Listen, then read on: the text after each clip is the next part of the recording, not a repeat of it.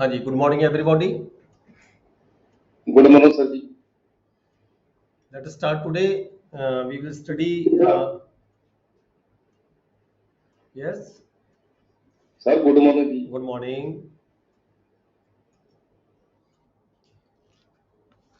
Today we will study paper number 3. Paper number 3 of NAPSDA examination, Punjab Tenancy Act 8087. ਇਸ ਤੋਂ ਪਹਿਲਾਂ ਜਿਹੜਾ ਸਾਡਾ ਲੈਕਚਰ ਸੀਗਾ ਅਸੀਂ ਸੈਕਸ਼ਨ ਨੰਬਰ 5 ਤੋਂ ਪੜ੍ਹਿਆ ਸੀਗਾ ਸੈਕਸ਼ਨ ਨੰਬਰ 20 ਤੱਕ ਪੰਜਾਬ ਟੈਨੈਂਸੀ ਐਕਟ ਤੇ। ਅਸੀਂ ਪਹਿਲਾਂ ਉਹ ਥੋੜਾ ਰਿਵਿਊ ਕਰਾਂਗੇ, ਫਿਰ ਫਰਦਰ ਅਸੀਂ ਅੱਗੇ ਚੱਲਾਂਗੇ। ਪੰਜਾਬ ਟੈਨੈਂਸੀ ਐਕਟ 8087 ਆਪਣੀ ਆਪਣੀ ਬੁੱਕਸ ਨਿਕਾਲ ਲਓ ਜੀ। ਸੈਕਸ਼ਨ ਨੰਬਰ 5 ਤੋਂ ਸ਼ੁਰੂ ਕਰਾਂਗੇ for revision purpose. Punjab tenancy act 8087 paper number 3 अपने अपनी बुक्स निकाल लो जी। फिर then we will start chapter number 2 हैगा है। Chapter number 2 right of the occupancy from section 5।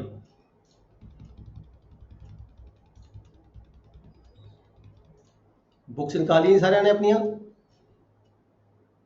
Late us start. Section 5 की हैगा जी ये जिहड़ा हाँ जिहड़ा साडा चैप्टर हैगा ਇਹ ਹੈਗਾ ਚੈप्टर नंबर 2 ਰਾਈਟ ਆਫ ਆਕੂਪੈਂਸੀ। ਆਕੂਪੈਂਸੀ ਜਿਹੜੇ ਟੈਨੈਂਟਸ ਹੁੰਦੇ ਨੇ ਇਹਨਾਂ ਨੂੰ ਰਾਈਟਸ ਕਿਵੇਂ ਮਿਲਦੇ ਆ, ਕਦੋਂ ਆਕੂਪੈਂਸੀ ਟੈਨੈਂਟਸ ਦੇ ਕੀ ਰਾਈਟਸ ਹੁੰਦੇ ਆ। ਠੀਕ ਹੈ ਜੀ। ਸੈਕਸ਼ਨ ਨੰਬਰ ਜਿਹੜਾ 5 ਹੈਗਾ ਬਹੁਤ ਇੰਪੋਰਟੈਂਟ ਸੈਕਸ਼ਨ ਹੈਗਾ ਤੇ ਹੈਗਾ ਟੈਨੈਂਟਸ ਹੈਵਿੰਗ ਰਾਈਟ ਆਫ ਆਕੂਪੈਂਸੀ। ਕਿਹੜੇ ਟੈਨੈਂਟਸ ਹੁੰਦੇ ਆ ਜਿਨ੍ਹਾਂ ਨੂੰ ਜਿਹੜੇ ਆਕੂਪੈਂਸੀ ਦੇ ਜਿਹੜੇ ਰਾਈਟਸ ਨੇ। ਆਕੂਪੈਂਸੀ ਰਾਈਟਸ ਕੀ ਹੁੰਦਾ ਹੈ? ਆਕੂਪੈਂਸੀ ਰਾਈਟਸ ਜਸਟ ਓਨਰਸ਼ਿਪ ਰਾਈਟਸ। ਜਿਹੜੇ ਆਕੂਪੈਂਸੀ ਰਾਈਟਸ ਨੇ ਜਦੋਂ ਮਤਲਬ ਕਿ ਇਸ ਤੋਂ ਬਾਅਦ ਜਿਹੜੀਆਂ ਇਸ ਐਕਟ ਤੋਂ ਬਾਅਦ ਬਣੀਆਂ ਨੇ ਕੁਝ ਗਵਰਨਮੈਂਟ ਦੀ ਪਾਲਿਸੀਜ਼ ਬਣੀਆਂ ਸੀਗੀਆਂ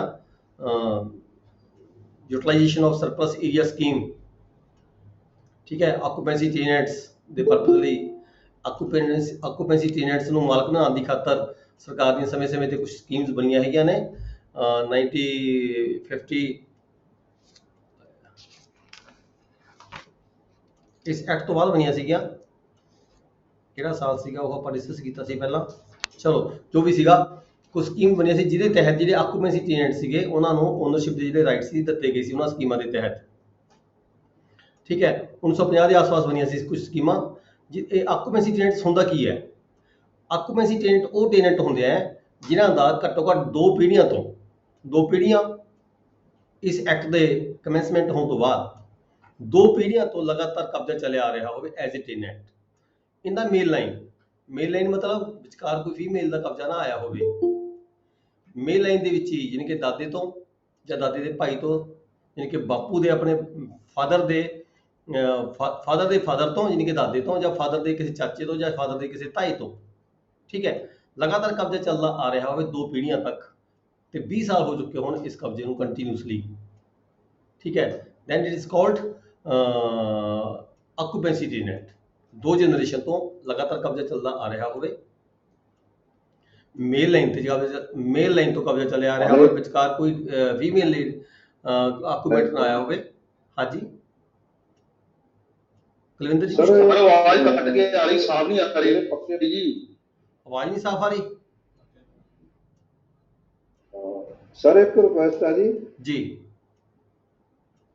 ਸਰ ਜਿਹੜੇ ਪੱਕੇ ਮੁਜ਼ਾਰੇ ਆ ਇਹ ਸਰਕਾਰ ਦੀ ਜ਼ਮੀਨ ਤੇ ਇਹਨਾਂ ਦਾ ਹੱਕ ਆ ਜਾਂ ਕਿਸੇ ਦੀ ਮਾਲਕੀ ਜ਼ਮੀਨ ਜੇ ਬਾਹਰ ਆਇਆ ਤੇ ਉਹਦੇ ਤੇ ਵੀ ਇਹਨਾਂ ਦਾ ਪਿਓ ਦਾਦੇ ਤੋਂ ਬਾਹਰ ਆਇਆ ਤੇ ਉੱਤੇ ਵੀ ਮਾਲਕੀ ਆ। ਸਰ ਆਵਾਜ਼ ਸਾਹਮਣੇ ਆ ਰਹੀ, ਕੱਟ ਕੇ ਆ ਰਹੀ ਹੈ ਜੀ। ਓਕੇ ਆਵਾਜ਼ ਬਾਕੀਆਂ ਨੂੰ ਸਮਝ ਆ ਰਹੀ ਹੈ? ਕਿਹਨੂੰ ਆਵਾਜ਼ ਕੱਟ ਕੇ ਆ ਰਹੀ ਹੈ? ਠੀਕ ਆ ਜੀ। ਇੱਕ ਮਿੰਟ ਕਿਹਦੀ ਆਵਾਜ਼ ਕੱਟ ਕੇ ਆ ਰਹੀ ਹੈ? ਉਹ ਜੀ ਤੁਹਾਡਾ ਨੈਟਵਰਕ ਪ੍ਰੋਬਲਮ ਹੋਣੀ ਕੋਈ ਨਾ ਕੋਈ, ਤੁਸੀਂ ਆਪਣਾ ਦੇਖੋ। ਕਿਸ ਨੂੰ ਆਵਾਜ਼ ਕੱਟ ਕੇ ਰਹੀ ਹੈ ਦੁਬਾਰਾ ਤੋਂ ਬੋਲੋ। ਚਲੋ ਠੀਕ ਹੈ ਆਪਣਾ ਚੈੱਕ ਕਰ ਲਓ ਜੀ ਨੈਟਵਰਕ। ਹੈਲੋ ਹਾਂਜੀ ਵਿਨੋਦ। ਸਰ ਇੱਕ ਬੇਨਤੀ ਹੈ ਜੀ ਕਿ ਇਹ ਜਿਹੜਾ ਮੁਜ਼ਾਰੇ ਦਾ ਪੱਕੇ ਮੁਜ਼ਾਰੇ ਦਾ ਐਕਟ ਹੈ ਮਾਲਕੀ ਕਿਸੇ ਦੀ ਮਾਲਕੀ ਜ਼ਮੀਨ ਤੇ ਵੀ ਹੋ ਸਕਦਾ ਜਾਂ ਸਰਕਾਰ ਦੀ ਜ਼ਮੀਨ ਤੇ ਹੀ ਹੋ ਸਕਦਾ। ਆਪਾਂ ਟੈਨੈਂਟ ਦੀ ਗੱਲ ਕਰ ਰਹੇ ਹਾਂ ਜੀ, ਲੈਂਡਲੋਰਡ ਤੇ ਟੈਨੈਂਟ ਦੀ ਗੱਲ ਕਰ ਰਹੇ ਹਾਂ। ਲੈਂਡਲੋਰਡ ਜਿਹੜਾ ਮਾਲਕ ਹੁੰਦਾ ਹੈ ਕਿਸੇ ਬੰਦੇ ਨੂੰ ਆਪਣੀ ਜ਼ਮੀਨ ਕਿਰਾਏ ਤੇ ਦਿੰਦਾ ਹੈ ਉਹ ਟੈਨੈਂਟ ਹੁੰਦਾ ਹੈ। ਇੱਥੇ ਮਾਲਕੀ ਸਰਕਾਰ ਦੀ ਗੱਲ ਨਹੀਂ ਕੋਈ ਹੈਗੀ। ਠੀਕ ਹੈ। ਲੈਂਡਲੋਰਡ ਤੇ ਟੈਨੈਂਟ ਦੀ ਗੱਲ ਕਰ ਰਹੇ ਹਾਂ। ਜਿਹੜੇ ਪੱਕੇ ਮੁਜ਼ਾਰੇ ਦੀ ਗੱਲ ਕਰ ਪੱਕੇ ਮੁਜ਼ਾਰੇ ਦੀ ਗੱਲ ਹੀ ਕਰ ਰਹੇ ਹਾਂ ਜੀ, ਲੈਂਡਲੋਰਡ ਤੇ ਟੈਨੈਂਟ ਦੀ ਗੱਲ ਕਰ ਰਹੇ ਹਾਂ। ਠੀਕ ਹੈ ਲੈਂਡਲੋਰਡ ਜਦੋਂ ਕੋਈ ਮਾਲਕ ਆਪਣੀ ਜ਼ਮੀਨ ਕਿਸੇ ਨੂੰ ਕਿਰਾਏ ਤੇ ਦਿੰਦਾ ਹੈ, ਕਿਸੇ ਟੈਨੈਂਟ ਨੂੰ ਕਿਰਾਏ ਤੇ ਦਿੰਦਾ ਹੈ, ਹੀ ਇਜ਼ ਦਾ ਟੈਨੈਂਟ। ਜਿਹੜਾ ਮਾਲਕ ਹੈ ਉਹ ਲੈਂਡਲੋਰਡ ਹੈਗਾ, ਠੀਕ ਹੈ। ਉਹ ਜਦੋਂ ਕੋਈ ਟੈਨੈਂਟ ਲਗਾਤਾਰ 20 ਸਾਲ ਤੋਂ ਕਬਜ਼ੇ ਤੇ ਚੱਲਿਆ ਆ ਰਿਹਾ ਹੋਵੇ, ਕਿਸੇ ਮਾਲਕ ਦੀ ਕਿਸੇ ਜ਼ਮੀਨ ਦੇ ਉੱਪਰ ਲਗਾਤਾਰ 20 ਸਾਲ ਤੋਂ ਕਬਜ਼ੇ ਤੇ ਚੱਲਿਆ ਆ ਰਿਹਾ ਹੋਵੇ, 2 ਜਨਰੇਸ਼ਨ ਤੋਂ ਲਗਾਤਾਰ ਕਬਜ਼ੇ ਚੱਲਿਆ ਆ ਰਿਹਾ ਹੋਵੇ। 2 ਜਨਰੇਸ਼ਨ ਮਤਲਬ ਦਾਦੇ ਤੋਂ ਜਾਂ ਦਾਦੇ ਦੇ ਵੱਡੇ ਭਾਈ ਜਾਂ ਛੋਟੇ ਭਾਈ ਤੋਂ, ਮਤਲਬ ਕਿ ਫਾਦਰ ਦੇ ਚਾਚੇ ਤੋਂ, ਤਾਏ ਤੋਂ ਜਾਂ ਫਾਦਰ ਦੇ ਫਾਦਰ ਤੋਂ ਲਗਾਤਾਰ 2 ਜਨਰੇਸ਼ਨ ਤੋਂ, ਯਾਨੀ ਕਿ ਤੀਜੀ ਜਨਰੇਸ਼ਨ ਆ ਜਾਵੇ, 2 ਜਨਰੇਸ਼ਨ ਪਹਿਲਾਂ ਲੰਘ ਚੁੱਕੀਆਂ ਹੋਣ, ਫਾਦਰ ਦਾ ਕਬਜ਼ਾ ਲੰਘ ਚੁੱਕਿਆ ਹੋਵੇ, ਦਾਦਿਆਂ ਦਾ ਕਬਜ਼ਾ ਵੀ ਪਹਿਲਾਂ ਚੱਲਿਆ ਆ ਰਿਹਾ ਹੋਵੇ, ਹੁਣ ਤੀਜੀ ਜਨਰੇਸ਼ਨ ਆ ਚੁੱਕੀ ਹੋਵੇ, ਤੀਜੀ ਜਨਰੇਸ਼ਨ ਦਾ ਕੰਟੀਨਿਊਸਲੀ ਕਬਜ਼ਾ ਹੋਵੇ। ਇਸ ਐਕਟ ਦੇ ਜਦੋਂ ਇਹ ਐਕਟ ਕਮੈਂਸ ਹੋਇਆ 87 ਦੇ ਵਿੱਚ, ਠੀਕ ਹੈ, ਇਸ ਐਕਟ ਤੋਂ ਲਗਾਤਾਰ 20 ਸਾਲ ਹੋ ਚੁੱਕੇ ਹੋਣ, ਹੋਰ 20 ਸਾਲ ਹੋਰ ਹੋ ਚੁੱਕੇ ਹੋਣ, ਕੰਟੀਨਿਊਸਲੀ ਪੋਜੈਸ਼ਨ ਹੋਵੇ, ਠੀਕ ਹੈ, ਉਹ ਟੈਨੈਂਟ।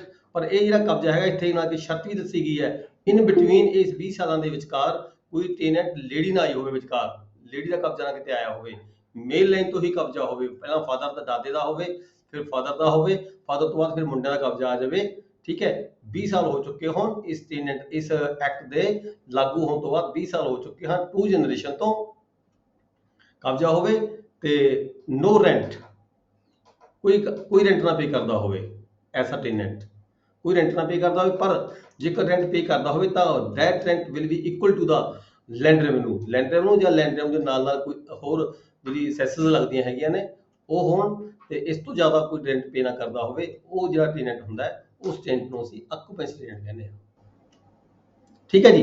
ਨੈਕਸਟ ਇਹ ਹੈਗੇ ਸੀ ਕਲੌਜ਼ ਏ, ਸੈਕਸ਼ਨ 5 ਸਬਸੈਕਸ਼ਨ 1 ਦੀ ਕਲੌਜ਼ ਏ ਸੀਗੀ, ਜਿਹਦੇ ਵਿੱਚ 2 ਜਨਰੇਸ਼ਨ ਤੋਂ ਲਗਾਤਾਰ ਕਬਜ਼ਾ, ਠੀਕ ਹੈ, ਗ੍ਰੈਂਡਫਾਦਰ ਤੋਂ, ਅੰਕਲ ਤੋਂ, ਗ੍ਰੈਂਡ ਅੰਕਲ ਤੋਂ, ਗ੍ਰੈਂਡਫਾਦਰ ਤੋਂ ਕਬਜ਼ਾ, 20 ਸਾਲ ਲਗਾਤਾਰ ਹੋ ਚੁੱਕੇ ਹੋਣ ਐਕਟ ਦੇ ਲਾਗੂ ਹੋਣ ਤੋਂ ਬਾਅਦ, ਤੇ ਕੋਈ ਕਿਰਾਇਆ ਅਦਾ ਨਾ ਕਰਦਾ ਹੋਵੇ। ਜੇਕਰ ਕਿਰਾਇਆ ਅਦਾ ਕਰਦਾ ਹੋਵੇ ਤਾਂ ਉਹ ਲੈਂਡ ਰੈਵਨਿਊ ਤੋਂ ਜ਼ਿਆਦਾ ਨਾ ਹੋਵੇ, ਲੈਂਡ ਰੈਵਨਿਊ ਪਲੱਸ ਸੈਸਸ ਜੋੜ ਕੇ ਇਸ ਤੋਂ ਵੱਧ ਜਿਹੜਾ ਰੈਂਟ ਹੈ ਉਹ ਅਦਾ ਨਾ ਕਰਦਾ ਹੋਵੇ, ਉਹ ਜਿਹੜਾ ਟੈਨੈਂਟ ਹੋਏਗਾ ਉਸ ਟੈਨੈਂਟ ਨੂੰ ਅਸੀਂ ਆਕੂਪੈਂਸੀ ਟੈਨੈਂਟ ਕਹਿੰਦੇ ਹਾਂ, ਠੀਕ ਹੈ। ਅੱਗੇ ਗਈ ਬੀ ਕਲੌਜ਼ ਆ ਜਾਂਦੀ ਹੈ, ਸੈਕਸ਼ਨ 5 ਦੀ ਸਬਸੈਕਸ਼ਨ 1 ਦੀ clause B, season to way land owner continuously occupy the land. ਕੋਈ ਮਾਲਕ ਕਿਸੇ ਵੇਲੇ ਮਾਲਕ ਬਣਿਆ ਹੋਵੇ, ਜਿਵੇਂ ਮੈਂ ਪਹਿਲਾਂ ਗੱਲ ਕੀਤੀ ਸੀ, ਕਿਸੇ ਰਿਸ਼ਤੇ ਰਾਹੀਂ ਮਾਲਕ ਬਣਿਆ ਹੋਵੇ ਜਾਂ ਕਿਸੇ ਹੋਰ ਕਾਰਨ ਮਾਲਕ ਬਣਿਆ ਹੋਵੇ, ਪਰ ਉਹਦੇ ਜਿਹੜੇ ਮਾਲਕੀ ਦੇ ਕਿਸੇ ਅਲਾਟਮੈਂਟ ਰਾਹੀਂ ਮਾਲਕ ਬਣਿਆ ਹੋਵੇ, ਪਰ ਉਹਦੇ ਜਿਹੜੇ ਓਨਰਸ਼ਿਪ ਦੇ ਜਿਹੜੇ ਰਾਈਟਸ ਨੇ ਕਿਸੇ ਕਾਰਨ, ਕਿਸੇ ਕਾਨੂੰਨੀ ਤੌਰ ਤੇ, ਕਿਸੇ ਹੋਰ ਕਾਰਨ ਉਹ ਸੀਜ਼ ਹੋ ਚੁੱਕੇ ਹੋਣ, ਯਾਨੀ ਕਿ ਖਤਮ ਹੋ ਚੁੱਕੇ ਹਨ, ਪਰ ਉਹਦਾ ਜਿਹੜਾ ਕਬਜ਼ਾ ਲਗਾਤਾਰ ਉਹ ਪੋਜੈਸ਼ਨ ਨਾ ਲਿਆ ਗਿਆ ਹੋਇਆ ਉਸ ਪ੍ਰਾਪਰਟੀ ਦਾ, ਉਹ ਲਗਾਤਾਰ ਕਬਜ਼ੇ 'ਚ ਚੱਲਿਆ ਆ ਰਿਹਾ ਹੋਵੇ, ਠੀਕ ਹੈ, ਉਸ ਨੂੰ ਵੀ ਅਸੀਂ, ਪਹਿਲਾਂ ਉਹ ਓਨਰ ਸੀਗਾ, ਲੈਂਡ ਓਨਰ ਸੀਗਾ, ਪਰ ਬਾਅਦ ਦੇ ਵਿੱਚ ਉਹਦੀ ਓਨਰਸ਼ਿਪ ਖਤਮ ਹੋ ਗਈ, ਉਸ ਨੂੰ ਅਸੀਂ ਆਕੂਪੈਂਸੀ ਟੈਨੈਂਟ ਦੇ ਤੌਰ ਤੇ ਅਸੀਂ ਪ੍ਰਜ਼ੂਮ ਕਰਾਂਗੇ ਉਸ ਵਿਅਕਤੀ ਨੂੰ। ਸੀ ਕਲੌਜ਼ ਹੈਗੀ ਹੈ, who settled with founder of the village. ਕਿਸੇ ਵਿਅਕਤੀ ਨੇ ਕੋਈ ਪਿੰਡ ਬੰਨਿਆ ਹੋਵੇ, ਠੀਕ ਹੈ, ਪਿੰਡ ਦਾ ਕੋਈ ਫਾਊਂਡਰ ਹੋਵੇ, ਉਸ ਫਾਊਂਡਰ ਦੇ ਨਾਲ ਹੀ ਕੁਝ ਲੋਕ ਜਿਹੜੇ ਉਹਦੇ ਮਜ਼ਾਰੇ ਸੀਗੇ, ਕੁਝ ਟੈਨੈਂਟ ਸੀਗੇ, ਉਹ ਆਪਣੇ ਨਾਲ ਲੈ ਕੇ ਆਇਆ ਹੋਵੇ, ਉਹ ਪਿੰਡ ਨੂੰ ਵਸਾਉਣ ਦੀ ਖਾਤਰ, ਠੀਕ ਹੈ, ਤੇ ਉਹਨਾਂ ਦਾ ਜਿਹੜਾ ਕਬਜ਼ਾ ਹੋਵੇ ਕੰਟੀਨਿਊਸਲੀ ਚੱਲਿਆ ਆ ਰਿਹਾ ਹੋਵੇ, ਕਦੋਂ ਤੋਂ 21/10/1868 ਤੋਂ ਲਗਾਤਾਰ ਉਹਨਾਂ ਦਾ ਉਹ ਜਿਹੜੇ ਟੈਨੈਂਟਸ ਨੇ ਜਿਨ੍ਹਾਂ ਨੇ ਉਹ ਪਿੰਡ ਬੰਨਿਆ ਸੀ, ਪਿੰਡ ਦੇ ਮਾਲਕ ਦੇ ਨਾਲ ਹੀ ਉਹ ਕਬਜ਼ੇ ਦੇ ਵਿੱਚ ਆਏ ਸੀਗੇ, ਉਹਨਾਂ ਦਾ ਲਗਾਤਾਰ ਕਬਜ਼ਾ ਚੱਲਿਆ ਆ ਰਿਹਾ ਹੋਵੇ ਉਸ ਲੈਂਡ ਦੇ ਉੱਪਰ। ਜਦੋਂ ਪਿੰਡ ਬੰਨਣ ਵੇਲੇ ਜਿਸ ਜ਼ਮੀਨ ਦਾ ਕਬਜ਼ਾ ਉਹਨੂੰ ਦਿੱਤਾ ਗਿਆ ਸੀਗਾ, ਠੀਕ ਹੈ, ਉਹ ਵਿਅਕਤੀ ਵੀ ਜਿਹੜੇ ਫਾਊਂਡਰ ਦੇ ਨਾਲ ਆਏ ਸੀਗੇ ਪਿੰਡ ਦੇ ਵਿੱਚ, ਤਾਂ ਉਹ ਵਿਅਕਤੀ ਵੀ ਜਿਹੜੇ ਹੈਗੇ ਆਕੂਪੈਂਸੀ ਟੈਨੈਂਟ ਦੀ ਪਰਿਭਾਸ਼ਾ ਵਿੱਚ ਆਉਂਦੇ ਨੇ। ਕੰਟੀਨਿਊਸਲੀ ਪੇਸ਼ ਨਾ ਹੋਵੇ ਉਹਨਾਂ ਦਾ 21/10/1968 ਤੋਂ ਲਗਾਤਾਰ ਚੱਲਦਾ ਰਿਹਾ ਹੋਵੇ, ਠੀਕ ਹੈ। ਨੈਕਸਟ ਆ ਗਿਆ ਜੀ ਕਲੌਜ਼ ਡੀ। ਕਲੌਜ਼ ਡੀ 'ਚ ਕੀ ਹੈ, ਹੂ ਬੀਇੰਗ ਏ ਜਗੀਰਦਾਰ, ਕੋਈ ਪਿੰਡ ਦਾ ਜਗੀਰਦਾਰ ਹੋਵੇ, ਕਿਸੇ ਉਸ ਏਰੀਆ ਦਾ ਜਗੀਰਦਾਰ ਹੋਵੇ, ਠੀਕ ਹੈ, ਉਹਦਾ ਕਿਸੇ ਲੈਂਡ ਦੇ ਉੱਪਰ 20 ਸਾਲ ਤੋਂ ਲਗਾਤਾਰ ਕਬਜ਼ਾ ਚੱਲਿਆ ਆ ਰਿਹਾ ਹੋਵੇ, ਉਹ ਜਗੀਰਦਾਰ ਵੀ ਆਕੂਪੈਂਸੀ ਟੈਨੈਂਟ ਦੀ ਪਰਿਭਾਸ਼ਾ ਦੇ ਵਿੱਚ ਆਉਂਦਾ ਹੈ। Next है the right of occupancy in land so occupied provided in case C. C case ਦੇ ਵਿੱਚ ਕੀ ਹੈ, land was cleared expenses of founder। ਜਿਹੜੀ ਆਪਣੀ C clause ਪੜ੍ਹੀ ਸੀਗੀ, C clause ਕੀ ਸੀਗਾ ਵੀ ਜਦੋਂ ਪਿੰਡ ਬੰਨਿਆ ਜਾਂਦਾ ਹੈ, ਪਿੰਡ ਬੰਨਣ ਵੇਲੇ ਜਿਹੜੇ ਟੈਨੈਂਟ ਉਸ ਦੇ ਨਾਲ ਆਏ ਸੀ ਮਾਲਕ ਦੇ ਨਾਲ, ਉਹਨਾਂ ਨੇ ਪਿੰਡ ਬੰਨਿਆ ਸੀਗਾ, ਉਹ ਲਗਾਤਾਰ 21/10/1968 ਤੋਂ ਲਗਾਤਾਰ ਕਬਜ਼ੇ ਚੱਲਿਆ ਆ ਰਿਹਾ ਸੀਗਾ, ਪਰ ਜੇਕਰ ਉਹ ਪਿੰਡ ਬੰਨਣ ਵੇਲੇ ਜਿਹੜੀ ਜ਼ਮੀਨ ਸੀ ਸਾਫ਼ ਸੁਥਰੀ ਸੀਗੀ, ਉਹਨਾਂ ਟੈਨੈਂਟਸ ਨੂੰ ਕੁਝ ਵੀ ਕਰਨ ਦੀ ਲੋੜ ਨਹੀਂ ਪਈ, ਉਹਨਾਂ ਨੇ ਕੋਈ ਜੰਗਲ ਨਹੀਂ ਤੋੜਿਆ, ਕੋਈ ਜ਼ਮੀਨ ਨੂੰ ਪੱਧਰ ਨਹੀਂ ਕੀਤਾ, ਉਹ ਆ ਕੇ ਮਤਲਬ ਕਿ ਪੱਧਰ ਜ਼ਮੀਨ ਦੇ ਵਿੱਚ ਆ ਕੇ ਉਹਨਾਂ ਨੂੰ ਆਪਦਾ ਕੋਈ ਲੇਬਰ ਨਹੀਂ ਕਰਨੀ ਪਈ, ਕੋਈ ਖਰਚ ਨਹੀਂ ਕਰਨਾ ਪਿਆ, ਠੀਕ ਹੈ, ਫਿਰ ਉਹ ਆਕੂਪੈਂਸੀ ਟੈਨੈਂਟ ਦੇ ਵਿੱਚ ਪਰਿਭਾਸ਼ਾ 'ਚ ਨਹੀਂ ਆਉਂਦੇ ਹੈਗੇ। ਨੈਕਸਟ ਹੈ subsection 2, section 5 the subsection 2, if A tenant in possession 30 years, ਜੇ ਕੋਈ ਉੱਪਰ ਦਾ ਹੈਗਾ ਸੀ ਸੈਕਸ਼ਨ 1 ਸਬਸੈਕਸ਼ਨ 1 ਸੀਗਾ, ਜਿਹਦੇ ਉੱਪਰ A B C ਤੇ D ਕਲੌਜ਼ ਸੀਗੀਆਂ। ਹੁਣ ਸਬਸੈਕਸ਼ਨ 2 ਦੇ ਵਿੱਚ ਕੀ ਹੈ, ਜੇ ਕੋਈ ਲਗਾਤਾਰ 30 ਸਾਲ ਤੋਂ ਕਬਜ਼ੇ ਚੱਲਿਆ ਆ ਰਿਹਾ ਹੋਵੇ, ਕੋਈ ਵਿਅਕਤੀ ਲਗਾਤਾਰ 30 ਈਅਰ ਤੋਂ ਕਬਜ਼ੇ ਹੋਵੇ ਤੇ ਰੈਂਟ ਪੇ ਨਾ ਕਰਦਾ ਹੋਵੇ, ਜੇ ਰੈਂਟ ਪੇ ਕਰਦਾ ਹੋਵੇ only up to the land revenue or assessed ਦੇ ਤੌਰ ਤੇ ਪੇ ਕਰਦਾ ਹੋਵੇ, ਜਿਹੜਾ ਰੈਂਟ ਹੈਗਾ ਲੈਂਡ ਰੈਵਨਿਊ ਤੋਂ ਵੱਧ ਨਾ ਪੇ ਕਰਦਾ ਹੋਵੇ, ਉਸ ਨੂੰ ਵੀ ਅਸੀਂ ਜਿਹੜਾ ਹੈਗਾ ਆਕੂਪੈਂਸੀ ਟੈਨੈਂਟ ਕਹਾਂਗੇ। ਇਹਦੇ ਵਿੱਚ ਫਿਰ ਸਬ ਕਲਾਸ 3 ਜਿਹੜੀ ਹੈਗੀ ਹੈ ਸਬਸੈਕਸ਼ਨ 3 ਹੈਗਾ, ਉਹ 'ਚ ਹੈ ਅਡੋਪਸ਼ਨ। ਅਡੋਪਸ਼ਨ ਆਲਸੋ ਕਵਰਸ, ਜੇ ਕੋਈ ਵਿਅਕਤੀ ਹੈਗਾ ਲਗਾਤਾਰ 3 ਪੀੜ੍ਹੀਆਂ ਤੋਂ ਚੱਲਿਆ ਆ ਰਿਹਾ ਹੈ ਕਬਜ਼ੇ ਦੇ ਵਿੱਚ, ਪਰ ਇਨ ਬਿਟਵੀਨ ਵਿਚਕਾਰ ਕੋਈ ਅਡੋਪਸ਼ਨ, ਕੋਈ ਗੋਦ ਲਿਆ ਹੋਇਆ ਪੁੱਤਰ ਵਿਚਕਾਰ ਆ ਜਾਂਦਾ ਹੈ, ਠੀਕ ਹੈ, ਤਾਂ ਉਹਨੂੰ ਇਹ ਨਹੀਂ ਸਮਝਿਆ ਜਾਵੇਗਾ ਵੀ ਇੱਥੇ ਦੀ ਜਿਹੜੀ ਕੰਟੀਨਿਊਸੀ ਟੁੱਟ ਗਈ, ਨਹੀਂ, ਬੇਸ਼ੱਕ ਰਸਤੇ ਦੇ ਵਿੱਚ ਵਿਚਕਾਰ ਕੋਈ ਇਨ ਬਿਟਵੀਨ ਕੋਈ ਅਡੋਪਸ਼ਨ ਸਨ ਆ ਜਾਵੇ, ਦੈਨ ਜਿਹੜੀ ਹੈਗੀ ਇਹ ਜਿਹੜੀ ਪੋਜੈਸ਼ਨ ਹੋਏਗਾ that is presumed to be continue। ਅੱਗੇ ਅਸੀਂ ਸੈਕਸ਼ਨ 6 ਪੜ੍ਹੀ ਸੀਗੀ, tenants whose name in jamabandi before 21/1068 as entered as occupancy tenant, ਜੇ 21/1068 ਤੋਂ ਪਹਿਲਾਂ ਕਿਸੇ ਵਿਅਕਤੀ ਦਾ ਨਾਮ ਐਜ਼ ਏ ਆਕੂਪੈਂਸੀ ਟੈਨੈਂਟ ਚੱਲਿਆ ਆ ਰਿਹਾ ਹੈ ਜਮਾਬੰਦੀਆਂ ਦੇ ਵਿੱਚ, ਤਾਂ ਉਹ ਜਿਹੜਾ ਵਿਅਕਤੀ ਹੈਗਾ ਉਹ ਕੰਟੀਨਿਊਸਲੀ ਆਕੂਪੈਂਸੀ ਟੈਨੈਂਟ ਹੀ ਕਹੇਗਾ।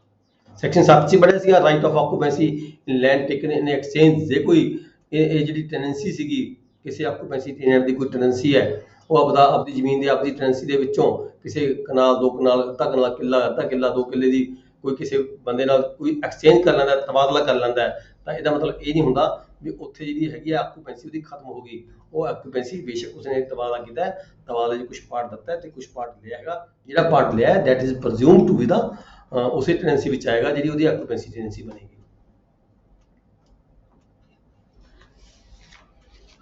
ਇਸ ਤੋਂ ਇਲਾਵਾ ਸੈਕਸ਼ਨ 7 ਦੇ 8 ਦੇ ਵਿੱਚ ਕਿਹਾ ਹੈਗਾ ਵੀ ਕੁਝ ਹੋਰ ਵੀ ਰੀਜ਼ਨ ਹੋ ਸਕਦੇ ਆ ਜੋ ਕੋਈ ਕੋਰਟ ਨੂੰ ਠੀਕ ਲੱਗਦਾ ਹੋਵੇ, ਕੋਈ ਹੋਰ ਰੀਜ਼ਨ ਵੀ ਹੋ ਸਕਦੇ ਆ ਜਿੱਥੇ ਜਿਹੜੀਆਂ ਗਰਾਊਂਡਸ ਹੈਗੀਆਂ ਨੇ ਆਕੂਪੈਂਸੀ ਟੈਨੈਂਟ ਦੀ ਪਰਿਭਾਸ਼ਾ ਵਿੱਚ ਆਉਣਗੀਆਂ। ਸੈਕਸ਼ਨ 9 ਸੀਗਾ right of occupancy not to be acquired by mere lapse of time, ਜੇ ਕੋਈ ਵਿਅਕਤੀ ਰੈਂਟ ਦਿੰਦਾ ਹੈ, ਰੈਂਟ ਪੇ ਕਰਦਾ ਹੈ, ਰੈਂਟ ਅਦਾ ਕਰਦਾ ਹੈ, ਪਰ ਕਿਸੇ ਕਾਰਨ ਥੋੜਾ ਬਹੁਤਾ ਉਹ ਜਿਹੜਾ 20 ਸਾਲ ਦਾ ਸਮਾਂ ਸੀਗਾ, ਠੀਕ ਹੈ, ਅਚਾਨਕ ਕਿਸੇ ਕਾਰਨ ਉਹ ਮਤਲਬ ਕਿ ਕਿਰਾਇਆ ਦੇਣ ਤੋਂ ਲੈਪਸ ਹੋ ਜਾਂਦਾ ਟਾਈਮ, ਕੁਛ ਲੰਘ ਜਾਂਦਾ ਟਾਈਮ, ਉਹਦਾ ਮਤਲਬ ਇਹ ਨਹੀਂ ਹੈਗਾ ਵੀ ਉਹ ਇਸ ਗੱਲ ਦਾ ਬੈਨੀਫਿਟ ਲਵੇ ਵੀ ਮੈਂ ਤਾਂ ਜੀ ਕਿਰਾਇਆ ਲੇਟ ਦਿੱਤਾ ਹੈਗਾ, ਮੈਂ ਤਾਂ ਆਕੂਪੈਂਸੀ ਟੈਨੈਂਟ ਬਣ ਗਿਆ। ਇਸ ਕਰਕੇ ਇਹ ਕਿਹਾ ਗਿਆ ਇਸ ਸੈਕਸ਼ਨ ਦੇ ਵਿੱਚ ਵੀ ਉਸ ਨੂੰ ਇਸ ਗੱਲ ਦਾ ਬੈਨੀਫਿਟ ਨਹੀਂ ਮਿਲੇਗਾ ਜੇ ਕਿਰਾਇਆ ਲੇਟ ਉਹਦਾ ਕਿਸੇ ਕਾਰਨ ਹੋ ਗਿਆ, ਠੀਕ ਹੈ। ਨੈਕਸਟ ਸੈਕਸ਼ਨ 10 ਸੀਗਾ right of occupancy not to be acquired by joint owner, ਜੇ ਕੋਈ ਜੁਆਇੰਟ ਮਾਲਕ ਹੈ ਕਿਸੇ ਖੇਵੜ ਦੇ ਵਿੱਚ 4 ਭਰਾ ਹੈਗੇ ਆ, ਠੀਕ ਹੈ, ਜਾਂ 4 ਭਰਾ ਹੈ ਜਾਂ ਕੋਈ ਹੋਰ ਸ਼ੇਅਰ ਹੋਲਡਰ ਹੈਗੇ ਨੇ, ਚਾਚੇ ਤਾਏ ਦੇ ਮੁੰਡੇ ਸ਼ੇਅਰ ਹੋਲਡਰ ਹੈ, ਜਾਂ ਕੋਈ ਹੋਰ ਥਰਡ ਪਰਸਨ ਹੈ ਜਿਹੜਾ ਕੋਈ ਖੇਡ ਦੇ ਵਿੱਚ ਸ਼ੇਅਰ ਹੋਲਡਰ ਹੈਗਾ, ਜੇ ਉਹ ਕੋਈ ਸ਼ੇਅਰ ਹੋਲਡਰ ਕਿਸੇ ਹਿੱਸੇਦਾਰ ਦੀ ਜ਼ਮੀਨ ਦੇ ਉੱਪਰ ਲਗਾਤਾਰ 20 ਸਾਲ ਤੋਂ 30 ਸਾਲ ਤੋਂ, ਜਿਵੇਂ ਆਪਾਂ ਉੱਪਰ ਕਲੌਜ਼ਸ ਪੜ੍ਹੀਆਂ ਨੇ, ਲਗਾਤਾਰ ਕਬਜ਼ੇ ਚੱਲਿਆ ਆ ਰਿਹਾ ਹੋਵੇ, ਤਾਂ ਜਿਹੜਾ ਹੈਗਾ ਆਕੂਪੈਂਸੀ ਟੈਨੈਂਟ ਦਾ ਬੈਨੀਫਿਟ ਉਹ ਨਹੀਂ ਲੈ ਸਕਦਾ।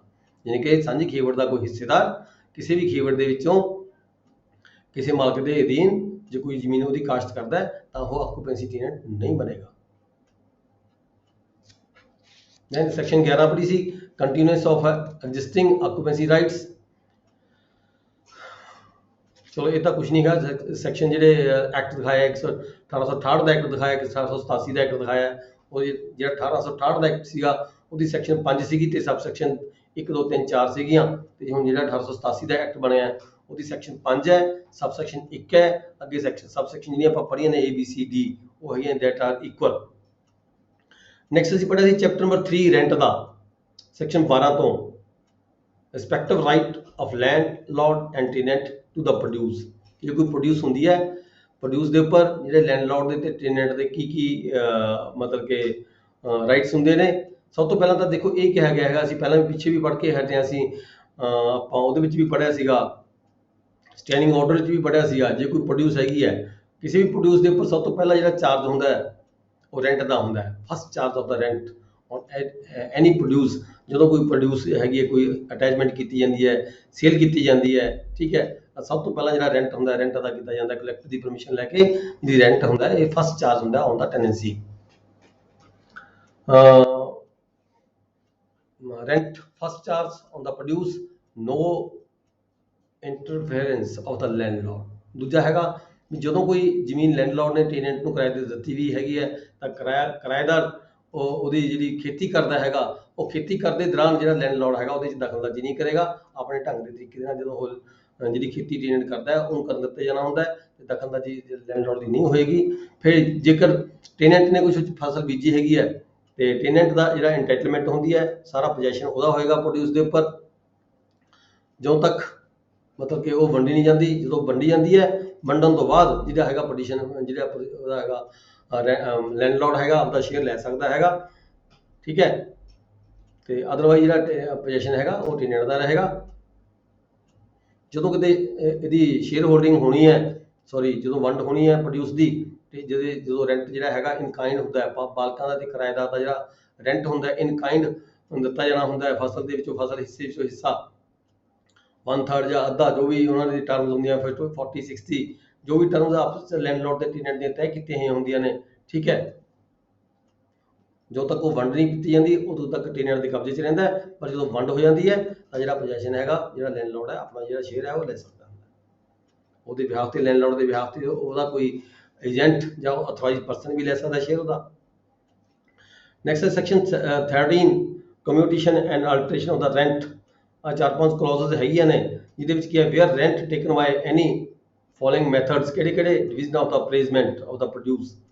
ਜਦੋਂ ਅਪਰੇਜ਼ਮੈਂਟ ਦਾ ਜਾਣੀ ਕਿ ਜਿਹਨੂੰ ਆਪਾਂ ਲਾਂਗਾ ਕਹਿ ਲਈਏ, ਠੀਕ ਹੈ, ਇਕੱਠਾ ਕੀਤਾ ਹੋਇਆ ਭਾਗ ਇਕੱਠੇ ਕੀਤੇ ਹੋਏ ਹੈ, ਜੇ ਤਾਂ ਉਹਦੇ ਵਿੱਚੋਂ ਸ਼ੇਅਰ ਪਾਰਟੀਆਂ ਦਾ ਤੈਅ ਕੀਤਾ ਹੋਇਆ ਹੋਵੇ, ਐਗਰੀਮੈਂਟ ਹੋਇਆ ਹੋਵੇ ਵੀ ਆਪਾਂ ਜਦੋਂ ਕੋਈ ਫਸਲ ਵੱਢੀ ਗਈ ਉਹਦੇ ਵਿੱਚੋਂ ਅਸੀਂ ਆਪਾਂ ਨੇ ਜਿਹੜੇ ਭਾਰ ਹੈ ਵੰਡ ਲੈਣੇ ਨੇ, ਜਾਂ rates fixed nature of the crop, ਜਾਂ ਕਿਹੜੀ ਕ੍ਰੌਪ ਬੀਜੀ ਜਾਣੀ ਹੈ ਉਹਦੇ ਵਿੱਚੋਂ ਕਿੰਨਾ ਰੈਂਟ ਹੈਗਾ ਜਿਹੜਾ ਕਿਰਾਏਦਾਰ ਹੈ ਉਸਨੇ ਮਾਲਕ ਨੂੰ ਦੇਣਾ ਹੈ, ਜਾਂ rates on the measurement of the land, ਜਾਂ ਕਿੰਨਾ ਰਕਬਾ ਬੀਜਿਆ ਹੋਇਆ, ਕਿੰਨੇ ਰਕਬੇ ਦੇ ਆਧਾਰ ਤੇ ਕਿੰਨੀ ਅਮਾਊਂਟ ਹੈਗੀ ਹੈ ਟੈਨੈਂਟ ਨੇ ਲੈਂਡਲॉर्ड ਨੂੰ ਦੇਣੀ ਹੈਗੀ ਹੈ, ਜਾਂ rent in gross of the tenancy, ਜਾਂ ਪੂਰੀ ਟੈਨੈਂਸੀ ਦਾ ਲਮਸਮ ਗ੍ਰੋਸ ਕਿੰਨਾ ਹੋਏਗਾ, ਜੋ ਮਰਜ਼ੀ ਬੀਜੇ ਵਾਲਾ, ਜੋ ਮਰਜ਼ੀ ਨਾ ਬੀਜੇ, ਠੀਕ ਹੈ। ਜਾਂ ਫਿਰ ਪਾਰਸ਼ਲੀ ਕੁਛ ਲਮਸਮ ਰੇਟ ਆਫ ਇੰਟਰਸਟ, ਕੁਛ ਫਸਲ ਦੇ ਵਿੱਚੋਂ ਫਸਲ ਦਾ ਹਿੱਸਾ, ਠੀਕ ਹੈ। ਇਹ ਜਿਹੜੇ ਸਾਰੇ ਤਰੀਕੇ ਹੁੰਦੇ ਆ, 4-5 ਜਿਹੜੇ ਮੈਥਡ ਹੈਗੇ ਆ, ਇਹ ਲੈਂਡਲॉर्ड ਤੇ ਟੈਨੈਂਟ ਦੇ ਵਿਚਕਾਰ ਮਿਊਚੁਅਲ ਐਗਰੀਮੈਂਟ ਹੁੰਦਾ ਹੈ, ਮਿਊਚੁਅਲ ਅੰਡਰਸਟੈਂਡਿੰਗ ਹੁੰਦੀ ਹੈ, ਆਪਸੀ ਐਗਰੀਮੈਂਟ ਕੀਤਾ ਹੈ ਹੁੰਦਾ ਹੈ। ਪਰ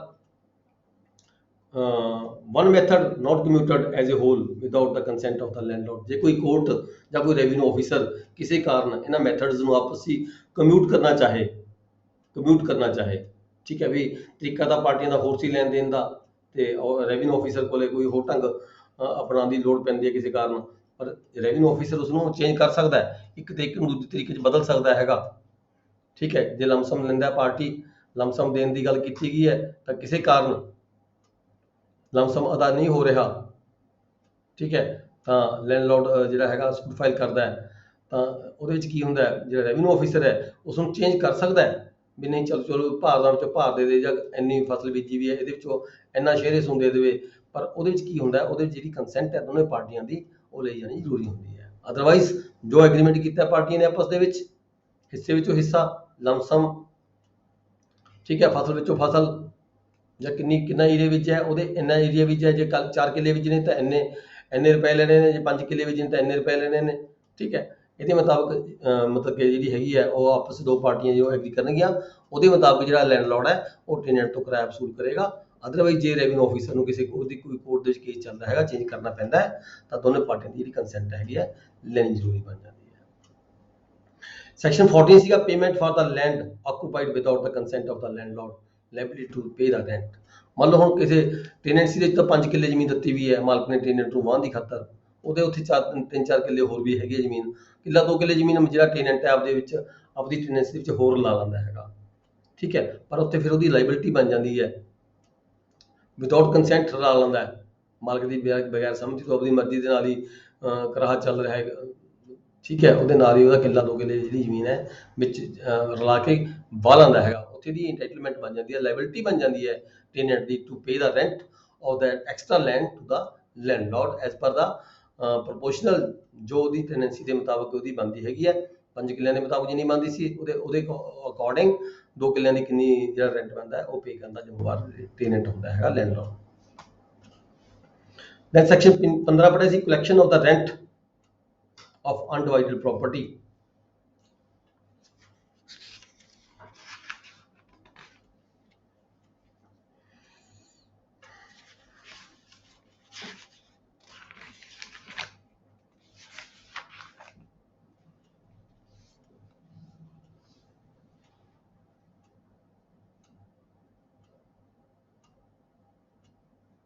ਹਾਂ, ਇੱਥੇ ਕੀ ਕਿਹਾ ਗਿਆ, ਇੱਥੇ ਇਹ ਕਿਹਾ ਗਿਆ ਵੀ ਜੇ ਲੈਂਡਲੋਰਡ 2 ਜਾਂ 3 4 5 ਬੰਦੇ ਹੈਗੇ ਨੇ, ਟੈਨੈਂਟ ਇੱਕ ਹੈਗਾ, ਉੱਥੇ ਟੈਨੈਂਟ ਦੀ ਕੋਈ ਰਿਸਪੌਂਸਿਬਿਲਿਟੀ ਨਹੀਂ ਹੈਗੀ ਵੀ ਉਹ ਚਾਰੇ ਪੰਜਾਂ ਨੂੰ ਉਹਦਾ ਸ਼ੇਅਰ ਵੰਡ ਕੇ ਦੇਵੇ, ਕਿਸ ਲੈਂਡਲੋਰਡ ਨੂੰ ਕਿੰਨੇ ਪੈਸੇ ਦੇਣੇ, ਕਿਸ ਲੈਂਡਲੋਰਡ ਨੂੰ ਕਿੰਨੇ ਪੈਸੇ ਦੇਣੇ। ਲੈਂਡਲੋਰਡ ਵੱਲੋਂ ਇੱਕ ਬੰਦੇ ਨੂੰ ਅਥੋਰਾਈਜ਼ ਕੀਤਾ ਜਾਵੇਗਾ for the collection of the rent. ਉਹ ਜਿਹੜਾ ਟੈਨੈਂਟ ਹੈਗਾ ਉਹ ਇੱਕੋ ਵਿਅਕਤੀ ਨੂੰ ਜਿਹੜਾ ਰੈਂਟ ਹੈ ਸਾਰਾ ਦਾ ਸਾਰਾ ਦੇਵੇਗਾ, ਫਿਰ ਉਹੀ ਵਿਅਕਤੀ ਜਿਹੜੇ ਲੈਂਡਲੋਰਡ ਹੈਗੇ ਨੇ ਉਹ ਆਪਸ ਦੇ ਵਿੱਚ ਡਿਸਟ੍ਰੀਬਿਊਟ ਕਰਨਗੇ। ਨੈਕਸਟ ਹੈਗਾ ਜੀ section 16, produce removed before division.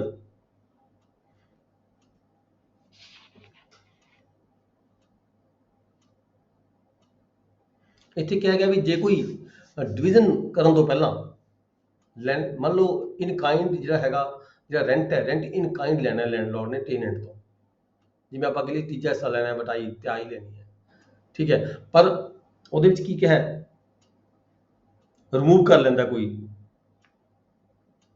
ਜਿਹੜਾ ਟੈਨੈਂਟ ਹੈਗਾ, ਉਹਦੇ ਵਿੱਚੋਂ ਕੁਝ ਸ਼ੇਅਰ ਹੈ ਜਿਹੜਾ ਇੱਧਰ ਉੱਧਰ ਕਰ ਦਿੰਦਾ ਪਹਿਲਾਂ ਹੀ, ਵੰਡਣ ਤੋਂ ਪਹਿਲਾਂ ਹੀ ਇੱਧਰ ਉੱਧਰ ਕਰ ਦਿੰਦਾ ਹੈ।